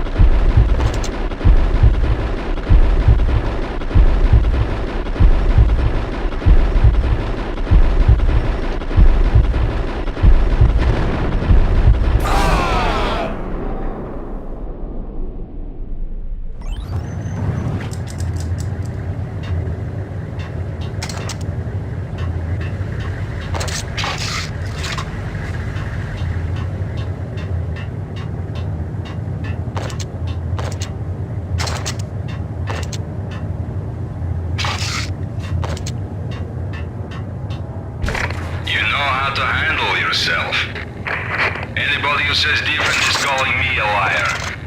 Glad of you here. Collect all the guns and ammo you want. Meet me on the bridge afterwards.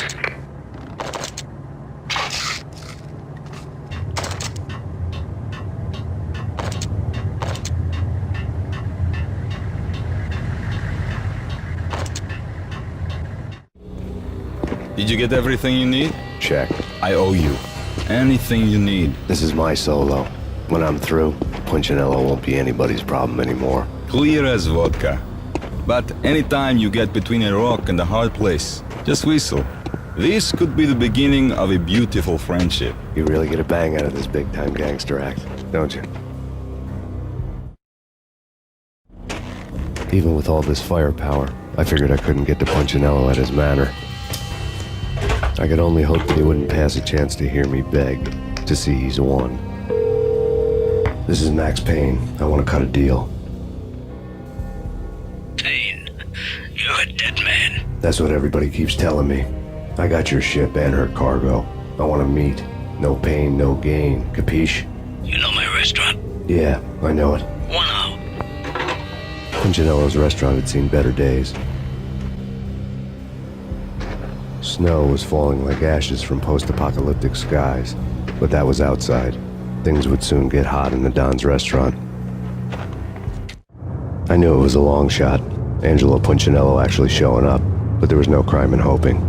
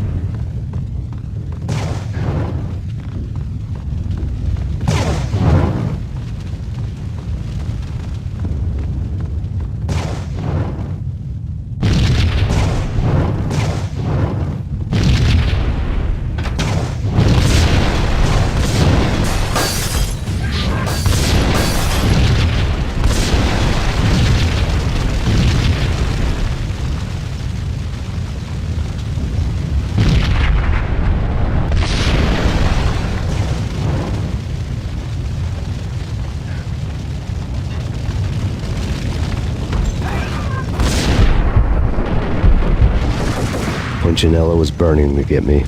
The feeling was mutual. He was trying to put out my flames with gasoline.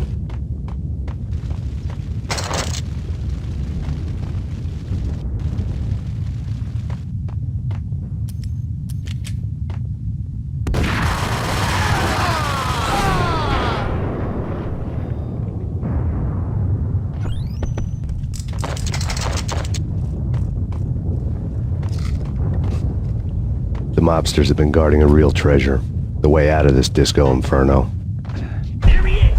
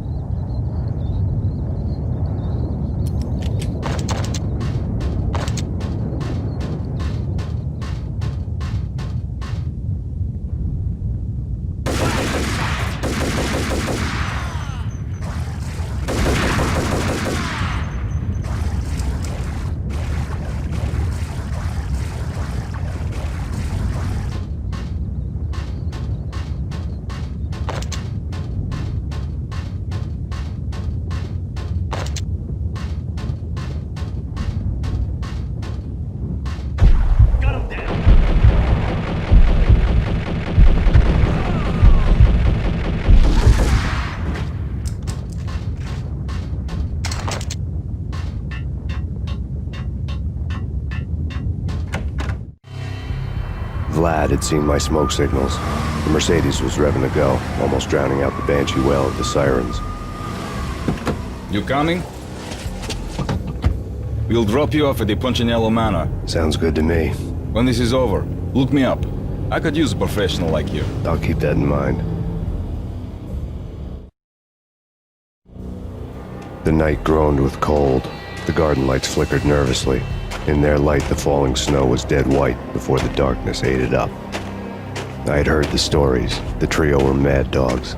They'd have hung the heads of their enemies over the manor gates if the capo had only let them. Punchinello wanted Payne. He'd see the pain. The trick in my situation was that there was no trick, no matter what the movies tell you. No rules, no secret mantra, no roadmap. It wasn't about how smart or how good you were. It was chaos and luck, and anyone who thought different was a fool. All you could do was to hang on madly, as long and as hard as you could. Someone had graciously left the back door open for me and killed the guards. My money was on Mona. I knew the trio would be standing between me and Punchinello. I had read their rap sheets, thick as phone books. No one would be walking out of here alive. The numbing cold of the broken night had followed me in. Upstairs, the trio tangoed down the manor halls to the silent rhythm of their murderous hearts. The blood of their victims rust on their lips. Vince Mugnano, Pilot Providence, a.k.a. Big Brother, and Joe Deadpan Salem. The pistol was a frozen lump in my hand, piercing the skin, gnawing me to the bone.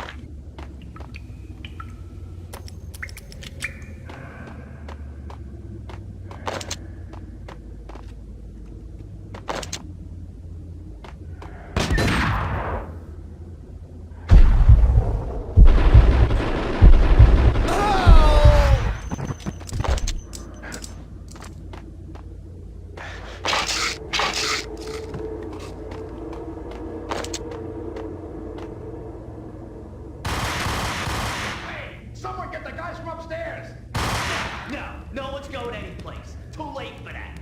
He walks in, we waste him. Vinny and Joe and Pilot won't get the credit for this kill.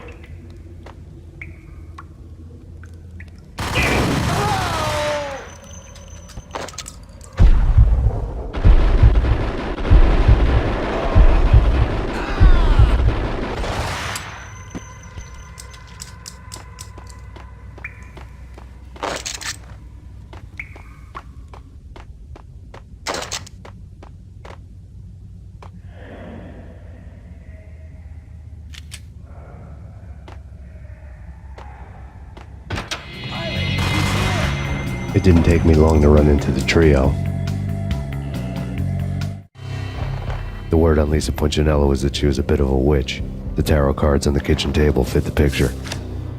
They weren't my kind of cards, but I was willing to take a crack at the hand Mrs. Punchinello had dealt. The first card was the tower. Maybe that was supposed to be the manor. It got easy after that. The devil was the master of the house, and death was me, coming for him.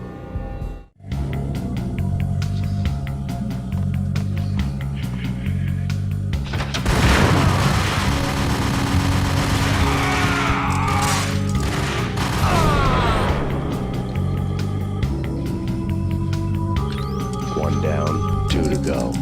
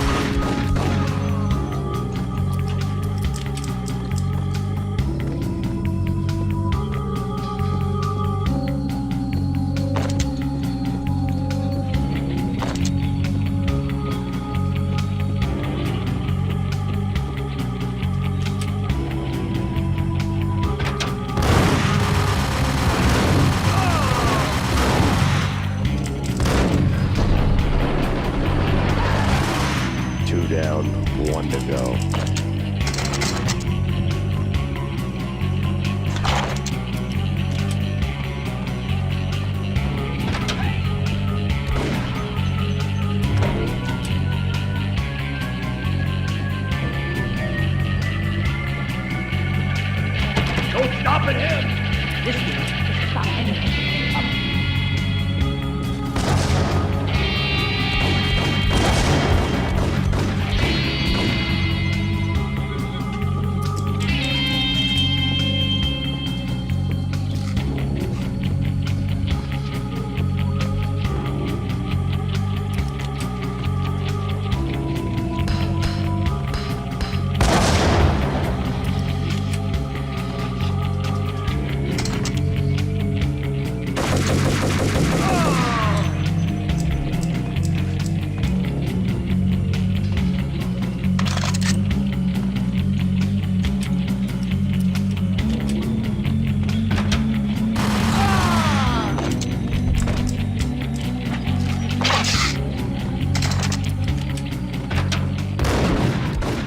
It was too late for her.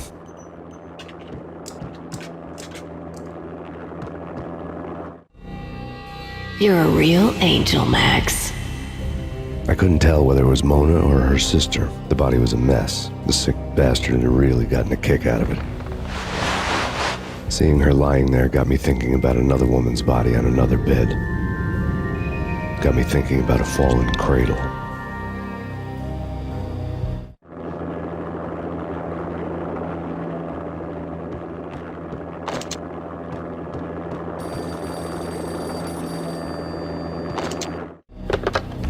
Max Payne. Talk to me. Alfred Woden. You've got company. An armed helicopter just landed on the manor grounds. You must hurry. The more the merrier.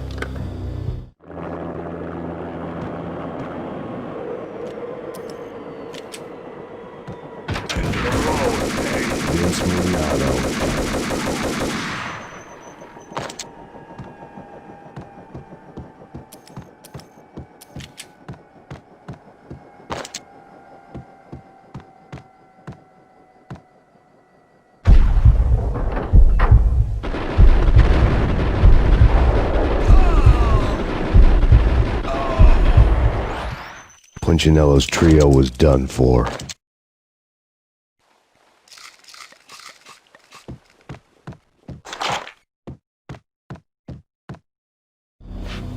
Outside my door. Hurry. He's coming for me. You gotta hurry. Please. I could hear Punchinello on the phone begging for help. He should have been saying his goodbyes. Punchinello was a pushover. The moment I stepped into the room, he folded like a deuce before a royal flush. No, wait. I was just doing what I was told. I couldn't refuse. She's someone high up. Government, maybe. I don't know. He was trying to buy more sand for his hourglass. I wasn't selling any.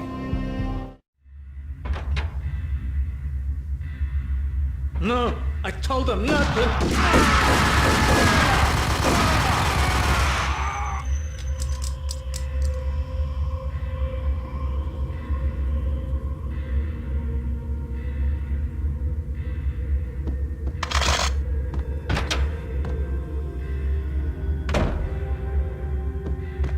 Drop it. Don't move. Game over, Max Payne. I could tell when I was outgunned. It was time to take another beating. The mystery witch was a real barracuda. Trouble on dagger heels, a smoking assault rifle in her hand, and an army of killer suits behind her. How sweet. I get to kill two birds with one stone. Sooner or later, it was going to catch up with you. Mr. Payne, it's time to show you the benefits of my brew. Be a good boy now. You'd find that Lady Luck was really a hooker. You were fresh out of cash.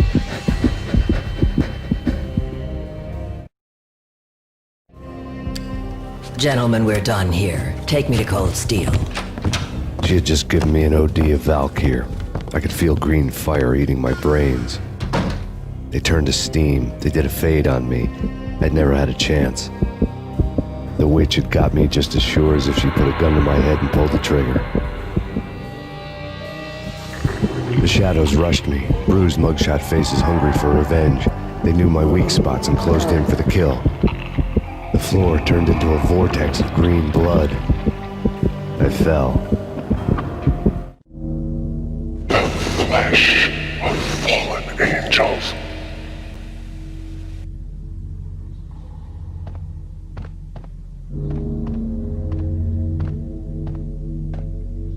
there? Max? Max, is that you?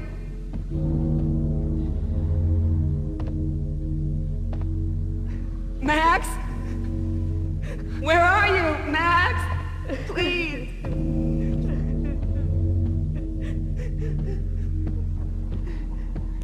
No, please, Max, no! I'm sorry. Please don't, Max, no, please.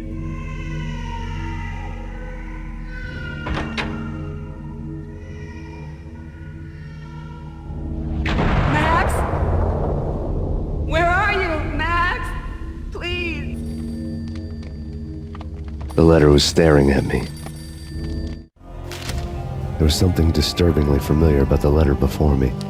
The handwriting was all pretty curves. You're in a graphic novel. The truth split my skull open, the glaring green light washing the lies away. All of my past was just fragmented still shots, words hanging in the air like balloons. I was in a graphic novel. Funny as hell. It was the most horrible thing I could think of.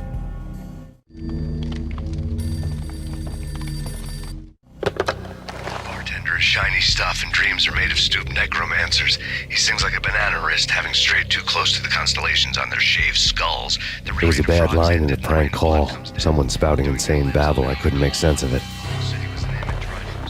But I had an overwhelming sense of deja vu. The caller's voice sounded oddly familiar.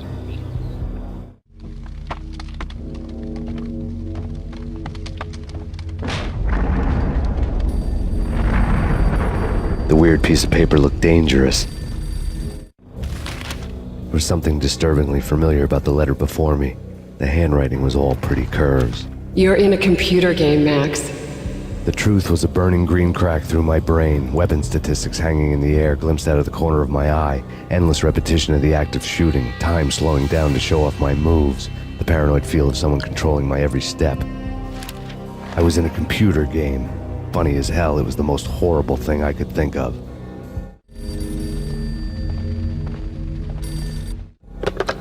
Don't lose it. It's Valkyr. The drug. Snap out of it.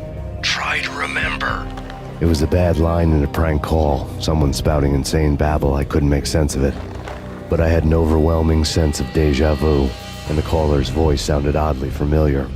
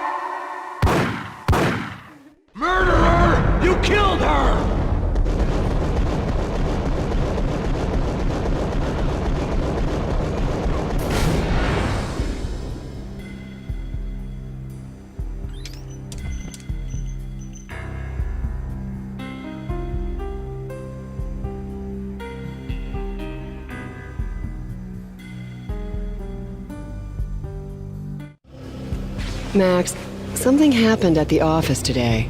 A strange memo. Something about Vikings. Honey, I gotta run. You can tell me all about it this evening. Have a nice day, darling. The bullet holes were rubies on her chest, blood glowing on her ivory skin. She was so beautiful. The killer was smiling. The flesh of fallen angels.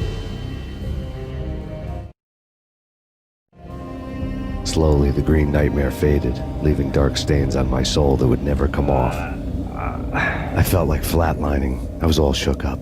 I woke up in a cold sweat, sick and tired to the bone, lying in a puddle of my own puke. The hag had said take me to Cold Steel before it had all gone crazy. It was a clue, the only one I had. It took me forever to crawl back to my feet and hit the road, but when I did, I drove straight to Cold Steel Foundry outside the city. There was a whole lot of action around the place for a freezing winter night. Trucks coming and going, men running. I had the drop on the mystery witch. She thought I was dead. I was on her blind side. I was going in. The bad trip had put me in a crazy mood, adrenaline pumping through my aching veins. Staggering on the mill roof in ice and snow and wild wind, I was a ninja. My kung fu was strong. I wasn't kidding anybody. At best, I was Superman on Kryptonite about to fall through a skylight, down to where it was all going down. A half-abandoned industrial area in the middle of nowhere. The factory was a perfect front for any number of illegal activities.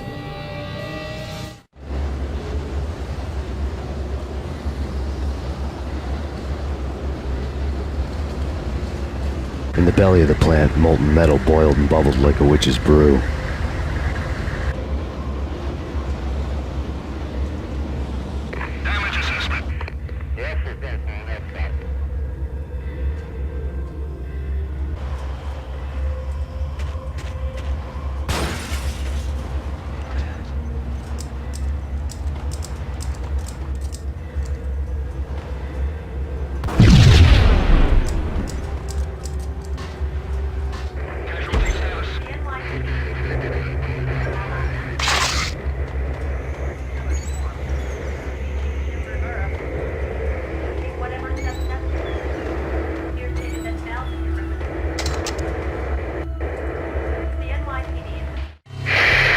Life-threatening weather conditions.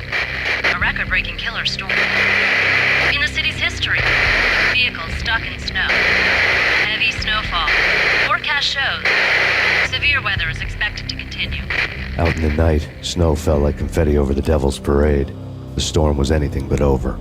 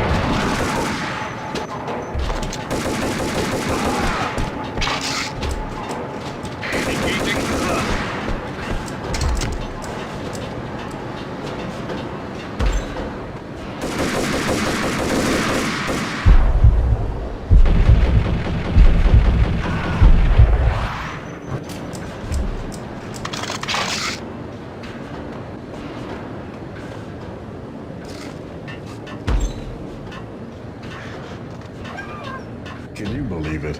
I bet they sleep with their...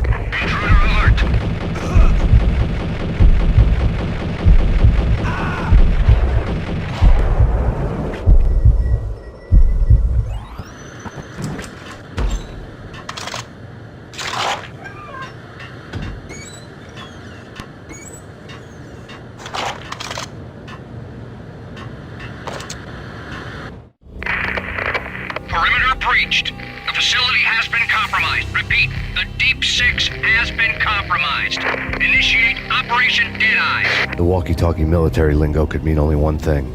They were getting ready to destroy the evidence and vanish into the night. I was so close. The hidden truths were just around the corner.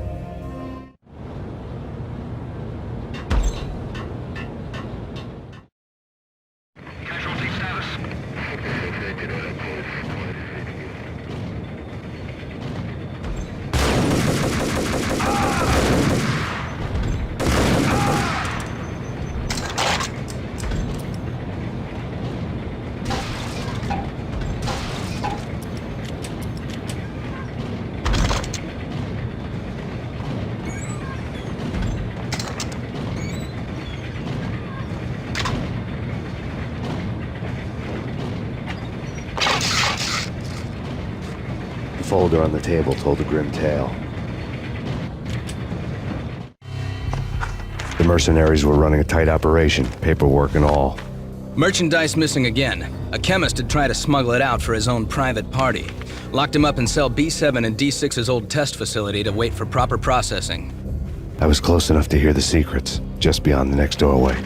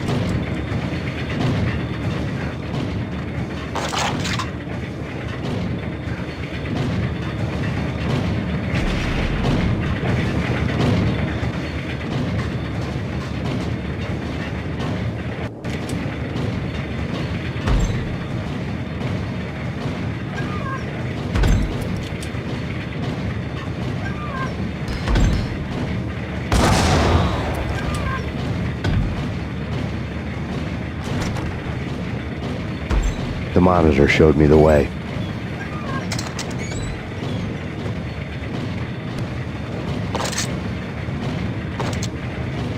Processing diagrams filled the control room screens, all but one.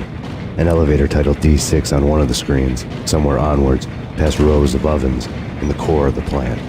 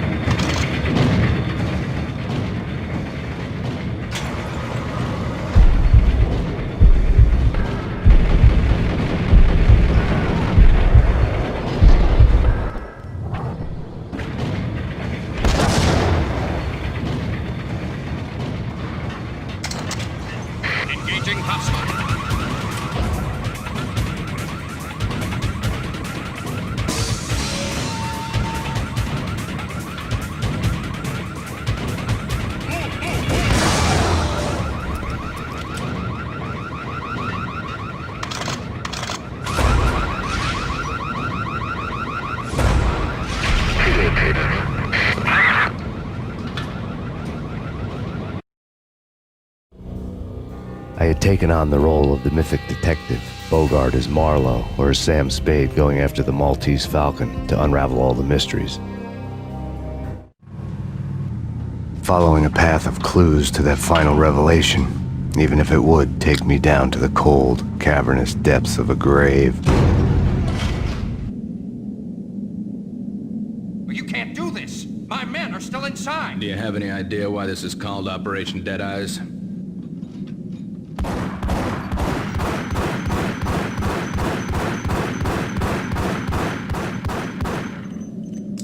I think he's dead already. Let's do it.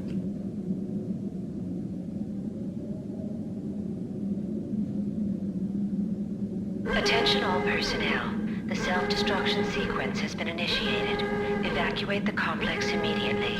Repeat, We've got company. The self-destruction sequence has been initiated. Proceed to the nearest exit immediately.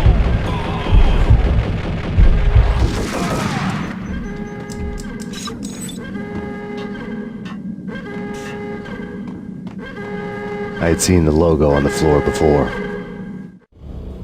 There was an old army bunker under the steel mill. I knew the military plaque on the floor. I had seen 1,000 variations of the insignia on crumbling brick walls everywhere in the city. The sword replaced by a syringe. Project Valhalla, V for Valkyr, V for Valhalla. All of a sudden it read like a crackpot conspiracy theory.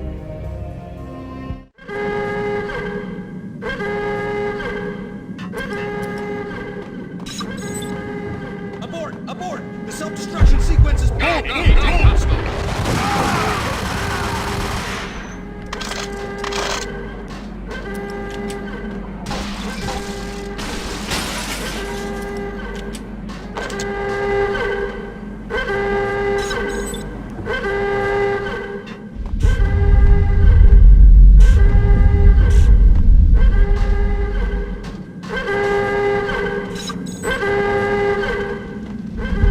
Attention all personnel.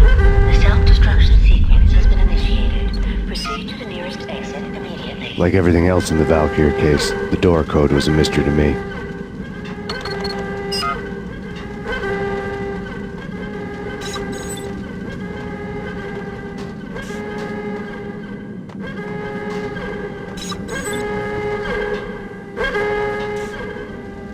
Decontamination in progress. The chemist had been using the workstation when he died.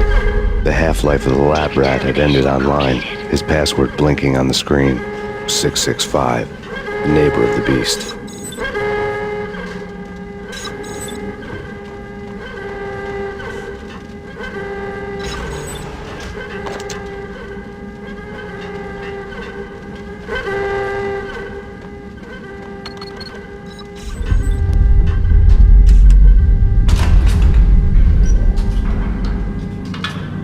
Attention all personnel. The self-destruction sequence has been initiated. Proceed to the nearest exit immediately. Hey! In here! Hey! Get me out! Thanks. I thought I was gonna die in there for sure. I need you to get me through the decontamination chamber airlock. You're crazy! No way! The place is blowing up, for Christ's sakes! Either that or back to the cell. Your choice. Okay, I'll do it. I'll do it.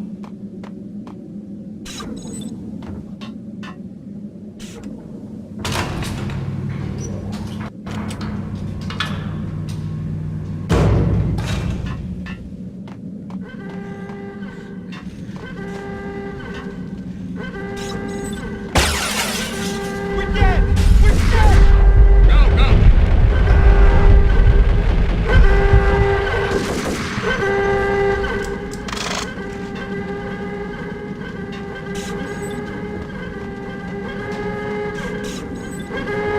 Attention all personnel. Decontamination in progress has been initiated. Proceed to the nearest exit immediately. Decontamination complete.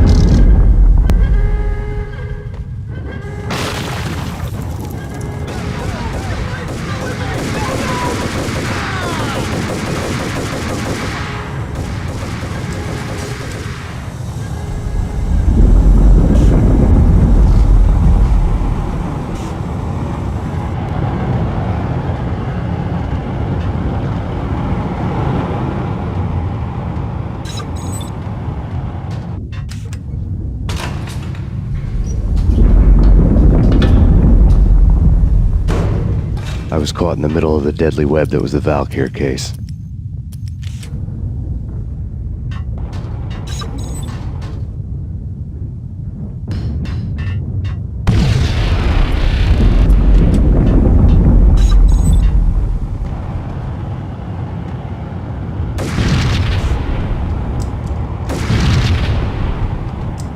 One of the lab terminals had the project logo on the screen. Top secret. Project Valhalla. U.S. Army. Yggdrasil Network. Valhalla. The otherworldly place in Norse mythology where the bravest heroes spent their afterlife feasting and fighting forever. Their wounds miraculously healed night after night. Valkyr. The maidens who chose the most courageous Viking warriors and carried them to Valhalla. 1991. The research objective is to create a chemical substance to enhance the stamina and morale of infantry troops. 1995. Results unsatisfactory. Project cancelled. Someone had decided to continue the sick experiment unauthorized. Project compromised. Data leak. Fix the damage by any means necessary. Security clearance red. Authorized by the project lead. Field test. Double the dosage for all the remaining test subjects. Observe and record the subject's behavior in an urban setting. The drop-off point was my old address in New Jersey. The file dated 3 years ago. Just when you thought you had reached the deepest depths of horror, it suddenly got worse. How to turn off that small voice inside your head that started to whisper that you should be glad that now, if not before, your revenge was justifiable on any conceivable moral scale. That small voice proved, beyond any doubt, that I was damned. The dagger-heeled woman had come and gone a long time ago. There was nothing more for me here. The bunker's name was acting as a self-fulfilling prophecy.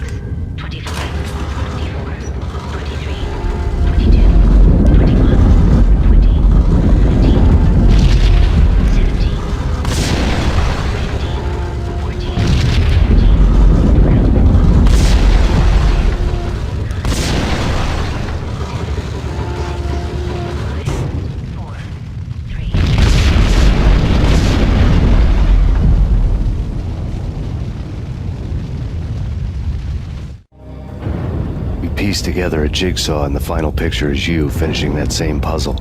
A mad, green-eyed killer standing behind you. An urban legend come true. The Project Valhalla test subjects had been the mad junkies who had murdered my loved ones. The rest was simple body count math. It all pointed to her. Ms. Valkyr. The factory went up in a fiery inferno behind me. All my leads were dead, turned to smoke and dust.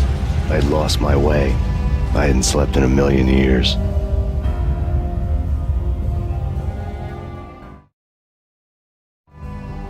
I felt thin as death. I've been living on an endless supply of week-old donuts. They were fuel for this crazy furnace inside my head. I couldn't remember when I had last seen the sun. I was on a permanent graveyard shift. When the darkness fell, New York City became something else, any old Sinatra song notwithstanding. Bad things happened in the night. On the streets of that other city, Noir York City. I was in an all-night diner, downing cup after cup of coffee that tasted like engine oil, when a new message from BB got me back on the killer track. What the hell happened at Roscoe Street? Maxie, I'm going out on a limb here. We need to talk this through, come up with a plan. 2:30 a.m., the Choir Communications Garage. The more I thought about Alex's murder and the frame-up, the more it felt like an inside job. I should have seen it coming. BB had sold me out, and now he wanted to finish what he'd started. The garage was dead. BB showed up in his tailor-made suit, gold watch, and cufflinks to match, all way beyond a cop's pay. Maxie. Oozing suave charm, he was guilty as hell. What the hell does BB stand for anyway? Backstabbing bastard? Come on, don't be like that. Have a cigar. I don't smoke. Maxie, you have no idea how big this is. It's huge. You have no idea. I think I do.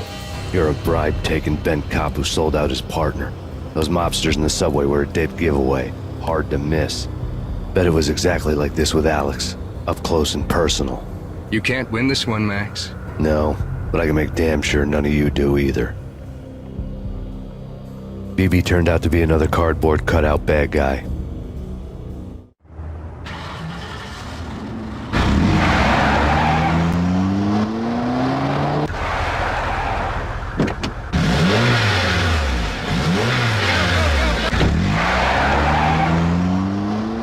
A bad cop on the take, a cowardly right-hand man fleeing from the scene, leaving his paid thugs to do his dirty work.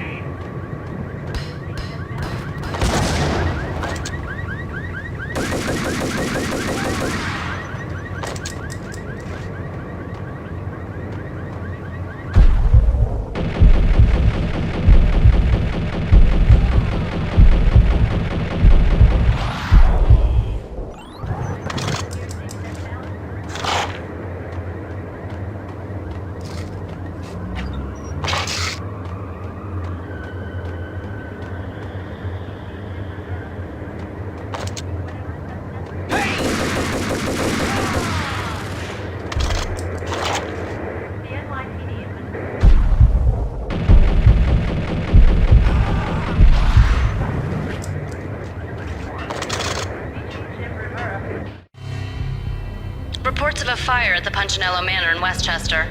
The manor is the home of Angelo Punchinello, the alleged head of the Punchinello crime family. The police are now saying, contrary to their earlier statements, that Max Payne is still alive and at large. He continues his vendetta against the Mafia, of which this last act of arson is attributed to. I had no recollection of setting any fires, but I did remember the flames.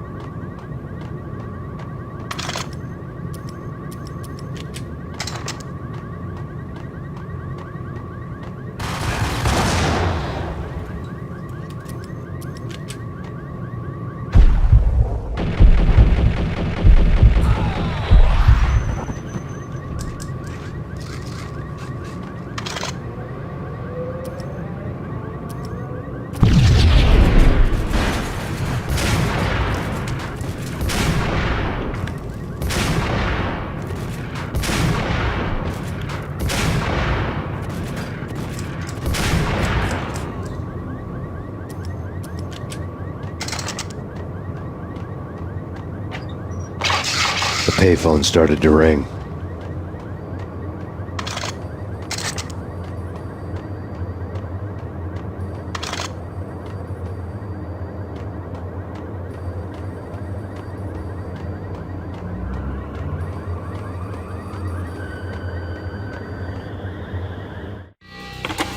Yeah.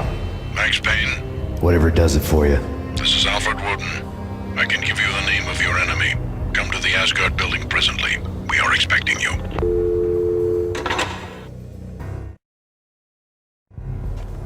Woden was waiting for me on the steps of the old building. Mr. Payne, let's go inside. The others are anxious to begin. The others? Despite the general misconception, this building actually predates the City Hall by 2 years, thus being the oldest municipal building still in use here at the foot of the Brooklyn Bridge. No kidding. The old man played tour guide as he led me through a dark, domed hall. The answers I was after loomed large ahead.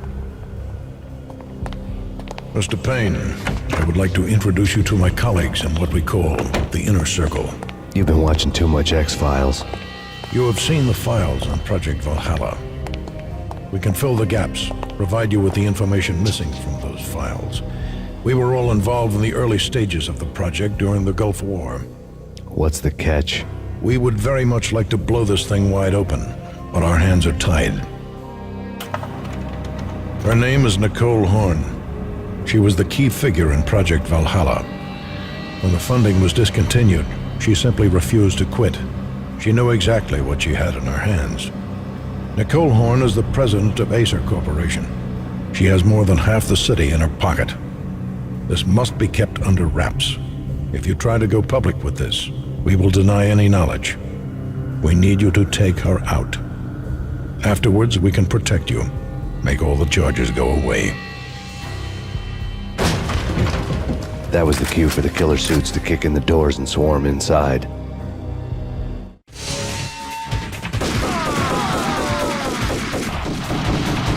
It was an impressive floor show, but I decided to leave early anyway. It was only a one-story fall. Lucky me.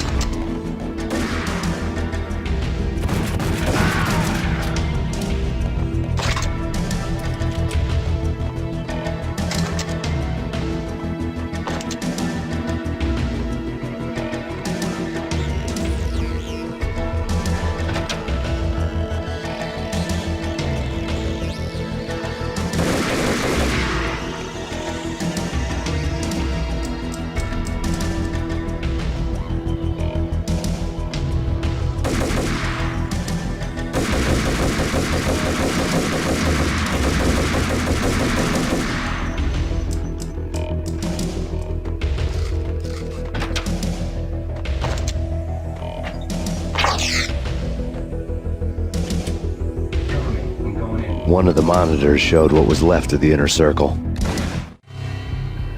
On screen, the so-called corpse of Alfred Woden stood up, miraculously waking from his dirt nap, looking smug among his dead pals. In the land of the blind, the one-eyed man is king. I didn't know how he'd pulled it off, but it was a pretty slick way to get out of all his promises. Most of what he had said fit too well to be a load of crap.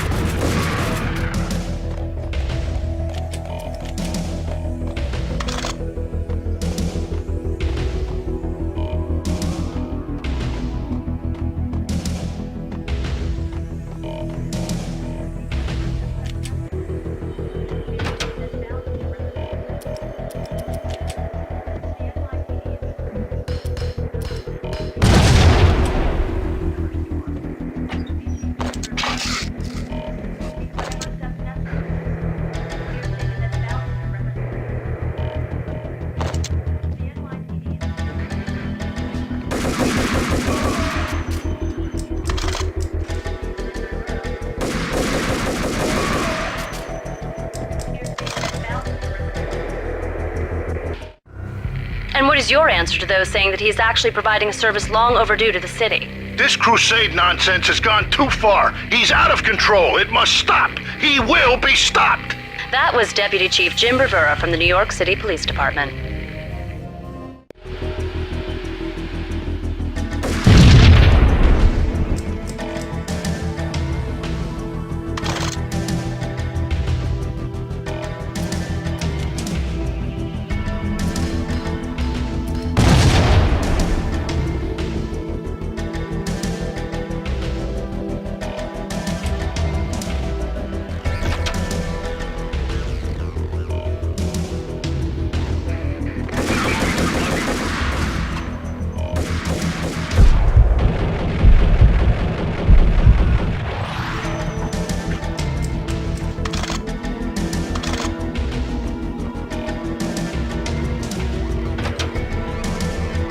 A videotape lay on the desk.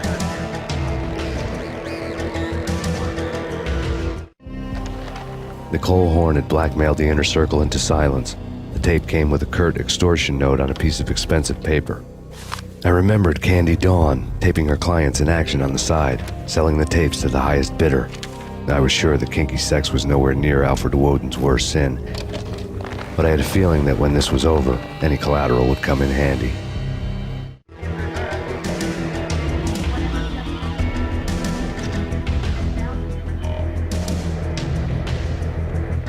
Woden had left me a present. Woden had taken care of my mission preps with military precision. The critical areas in the Acer Corporation headquarters blueprints were circled in red. The president's office was at the top of the building, right below her penthouse suite. The elevators were controlled by a security computer, part of the mainframe located underground below the building. The high-rise was sealed as tight as a sci-fi fortress.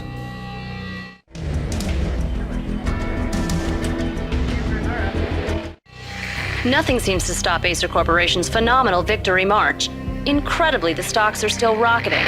Worried experts already see a danger in the company's success. Some have gone as far as to say that Acer Corporation is about to become an even bigger monopoly than Microsoft ever was.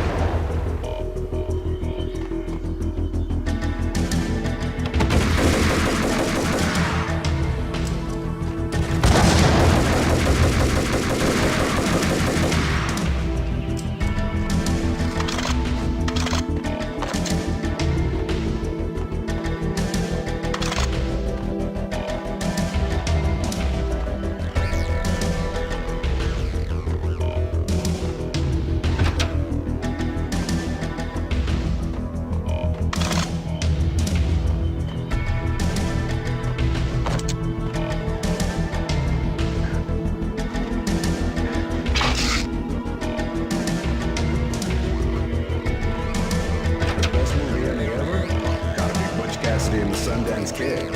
A hero's ad. Going out with guns. Yo, what the hell? Hey!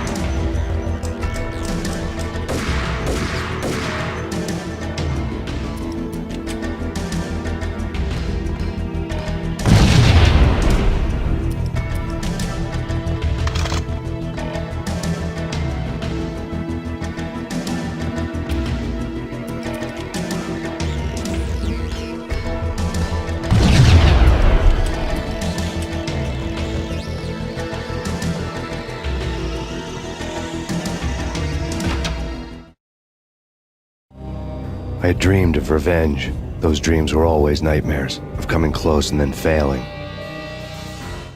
Now I was close. I had a name to guide me, Nicole Horn. I had nothing to lose.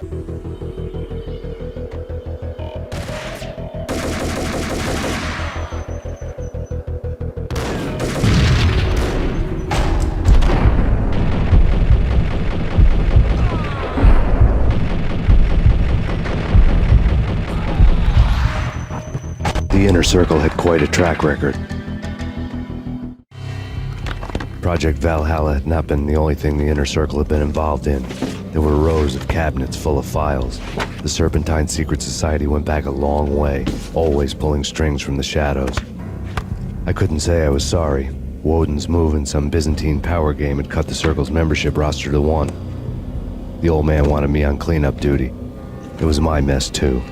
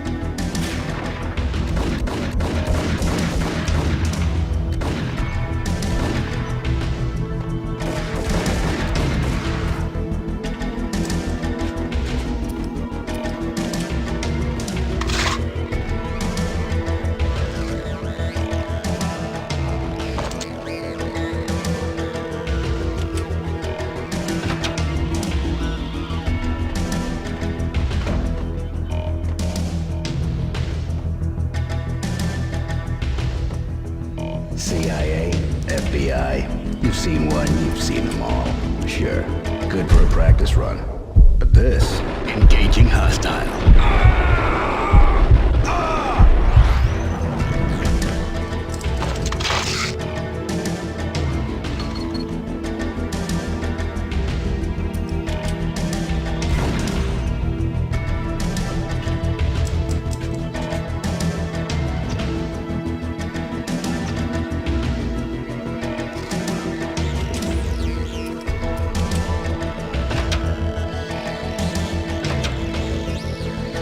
Take him down.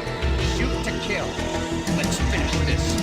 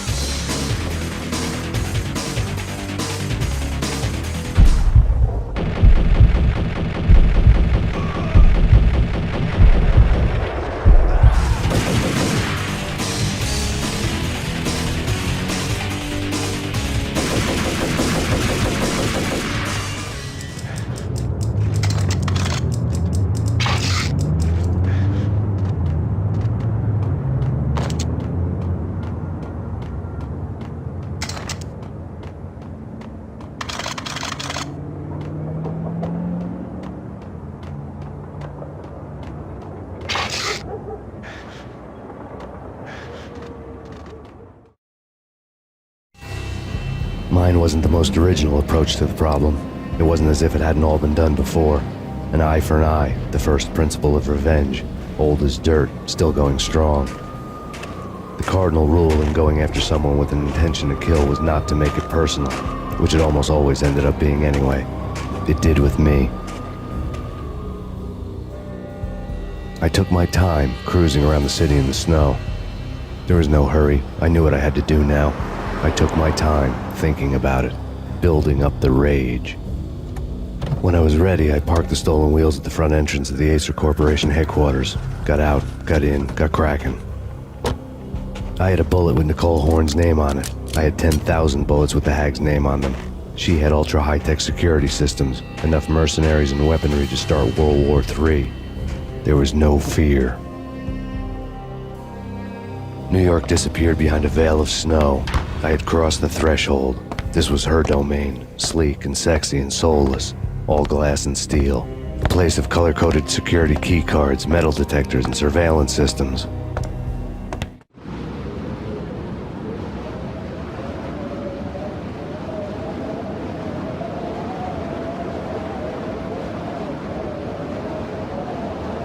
Colder than a walk-in fridge.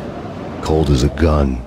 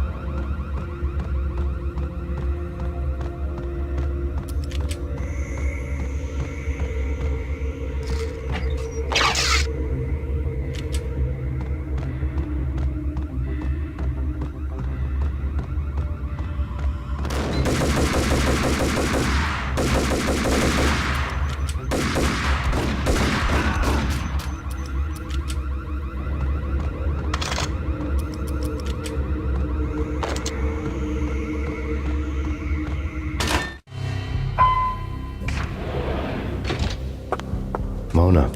Looking good. Max, we gotta stop meeting like this. It will be a cold day in hell before I let a narc cop stop me. Miss Sachs, do your job. Relax, Max. You're a nice guy. I don't kill nice guys. You're not bad yourself. It was different when Horn wanted Punchinella dead, to cut her ties to the Mafia. He deserved to die. The same goes with her. She's the bad guy here. Her sister was whispering to her in my favor. I knew the appetites of ghosts intimately. They hungered for revenge.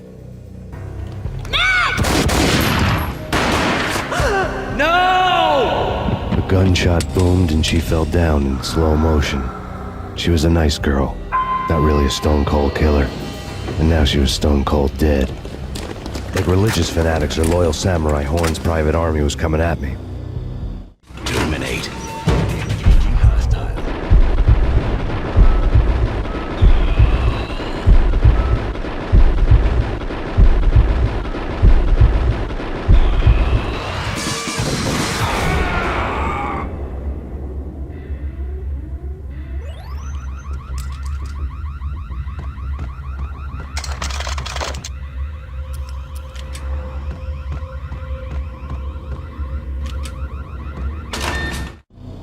When the elevator came back down, Mona was gone. There was a lot of blood, but no body. Something clicked for the final time. My mind had never been so clear, as if somewhere high above the storm clouds were already gone, cold stars blazing from the black skies.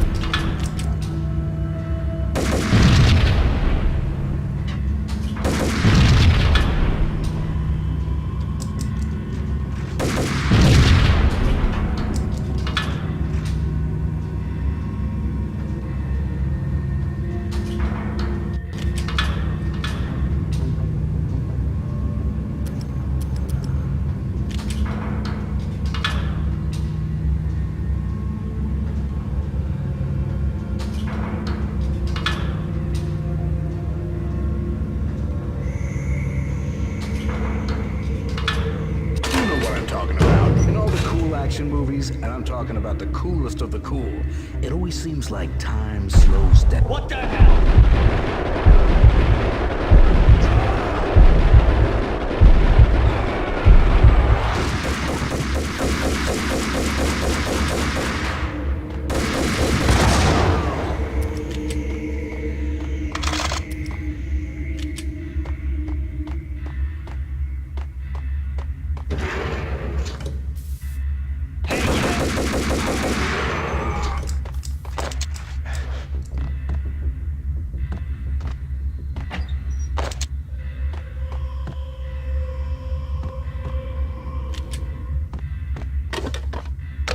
I had elevator access to the mainframe. From there, I'd be able to override the security locks and get to her office.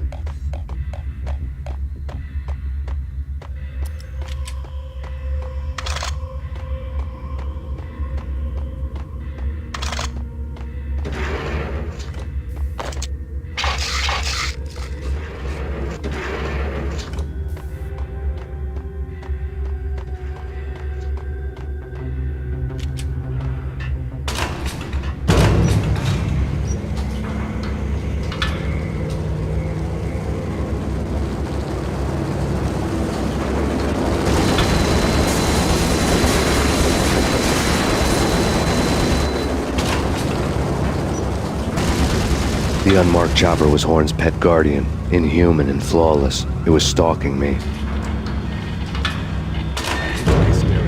I'm not a cold-blooded killer. I'm a nice guy. I love my wife. I have 2 boys. I'm very... What? Kill the bastard! Kill the bastard!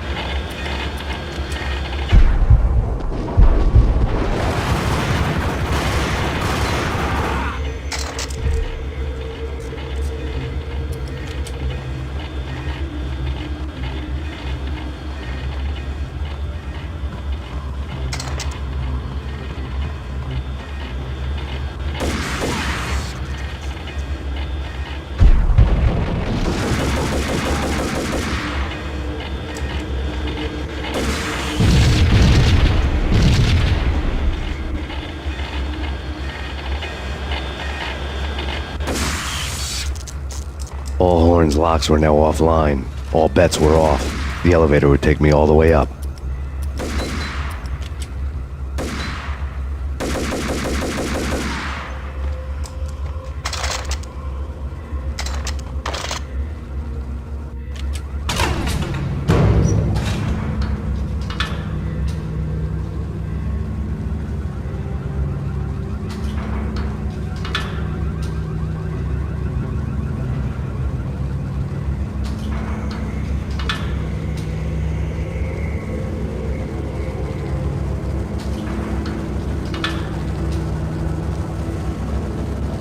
Seen from this height, the night seemed to stretch on to eternity.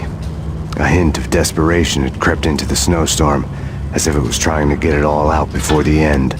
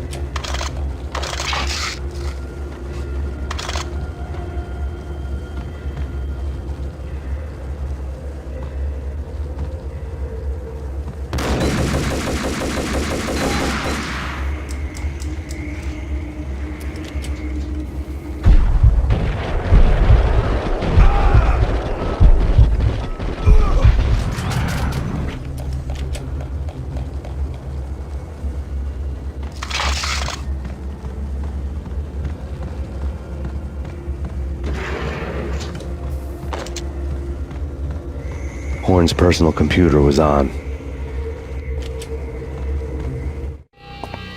Next to the printer was a neat stack of expensive paper. Hacking through Horn's computer would have unearthed files of criminal plans, strategies for world domination, spy helicopter reports, illegal wiretap recordings, internet porno, all of the above. Take your pick. I really didn't care anymore. I had seen too much of it already.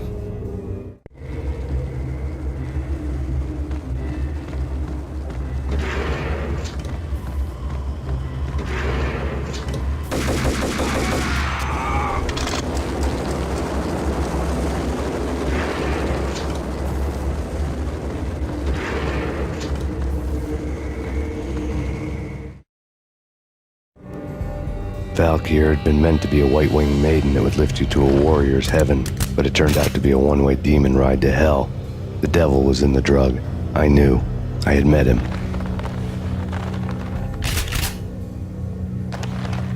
And now I was gonna kill her, the queen of the underworld who had tried to lift herself a bit closer to heaven with her drug money. No begging, no bribes. She knew better. Honor among killers. We who were about to die. Both of us knew how this would end, in pain and suffering. All this because your wife stuck her nose into things that were none of her business. The cops were coming to take me away. The sirens were like a bad conscience I couldn't shake. It's ridiculous you've made it this far. You won't be alive when they get here. Stop him!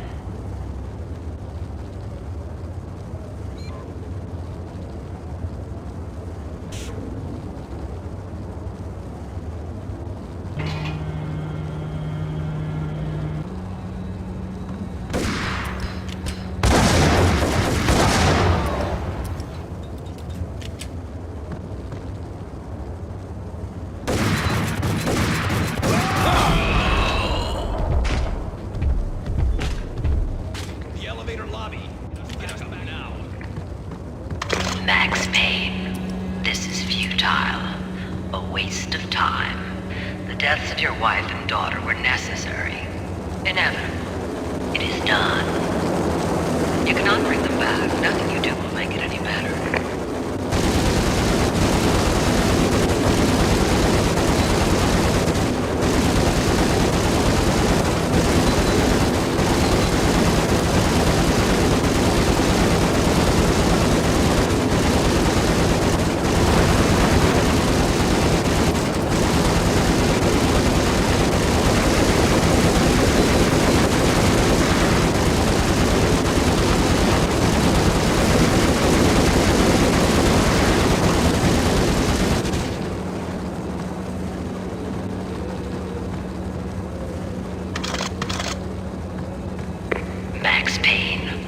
are fighting a losing battle. You cannot survive this. You will die. Stop fighting. Make it easy for yourself. Accept your fate. You will die here.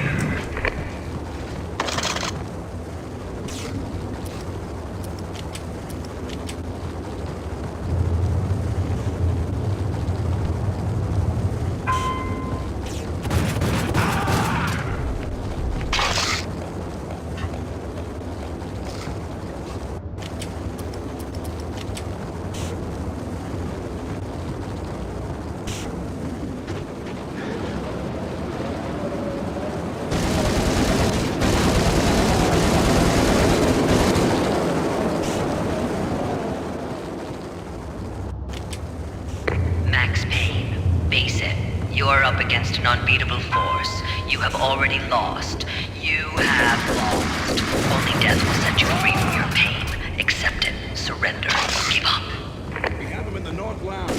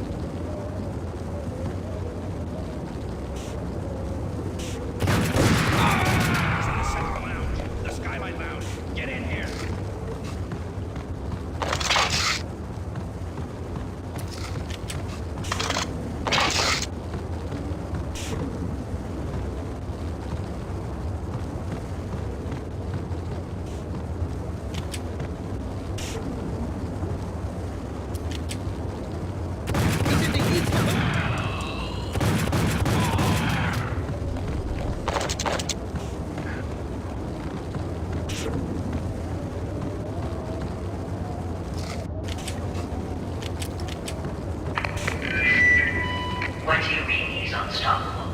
You are superior to him in every way that counts. You are better trained, better equipped. You outnumber him at least 20 to 1. Do your job.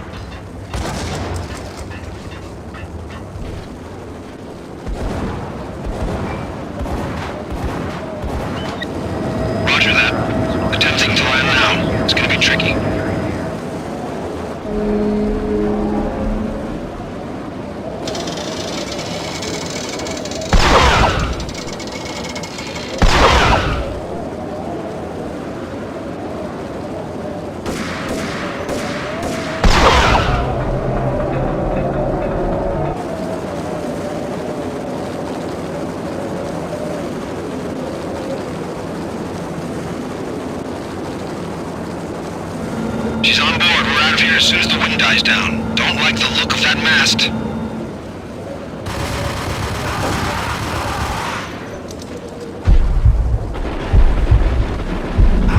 Lift off in 1 minute.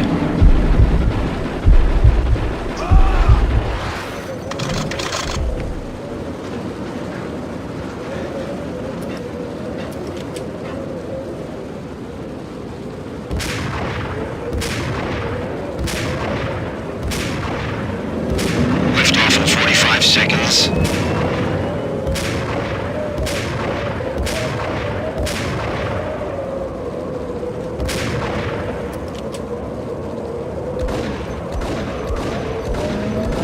30 seconds to lift off. 15 seconds to lift off.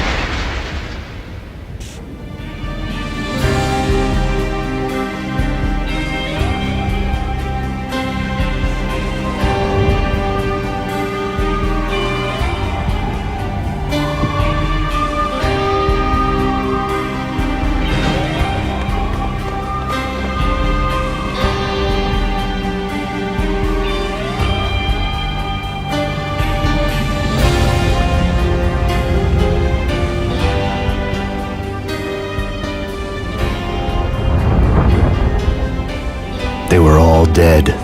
The final gunshot was an exclamation mark to everything that had led to this point. I released my finger from the trigger. And then it was all over. The storm seemed to lose its frenzy. The ragged clouds gave way to the stars above. Max Payne, this is Deputy Chief Jim Bravura from the NYPD. We've got the building surrounded. Throw down your weapons and lie down with your hands behind your head. A bit closer to heaven.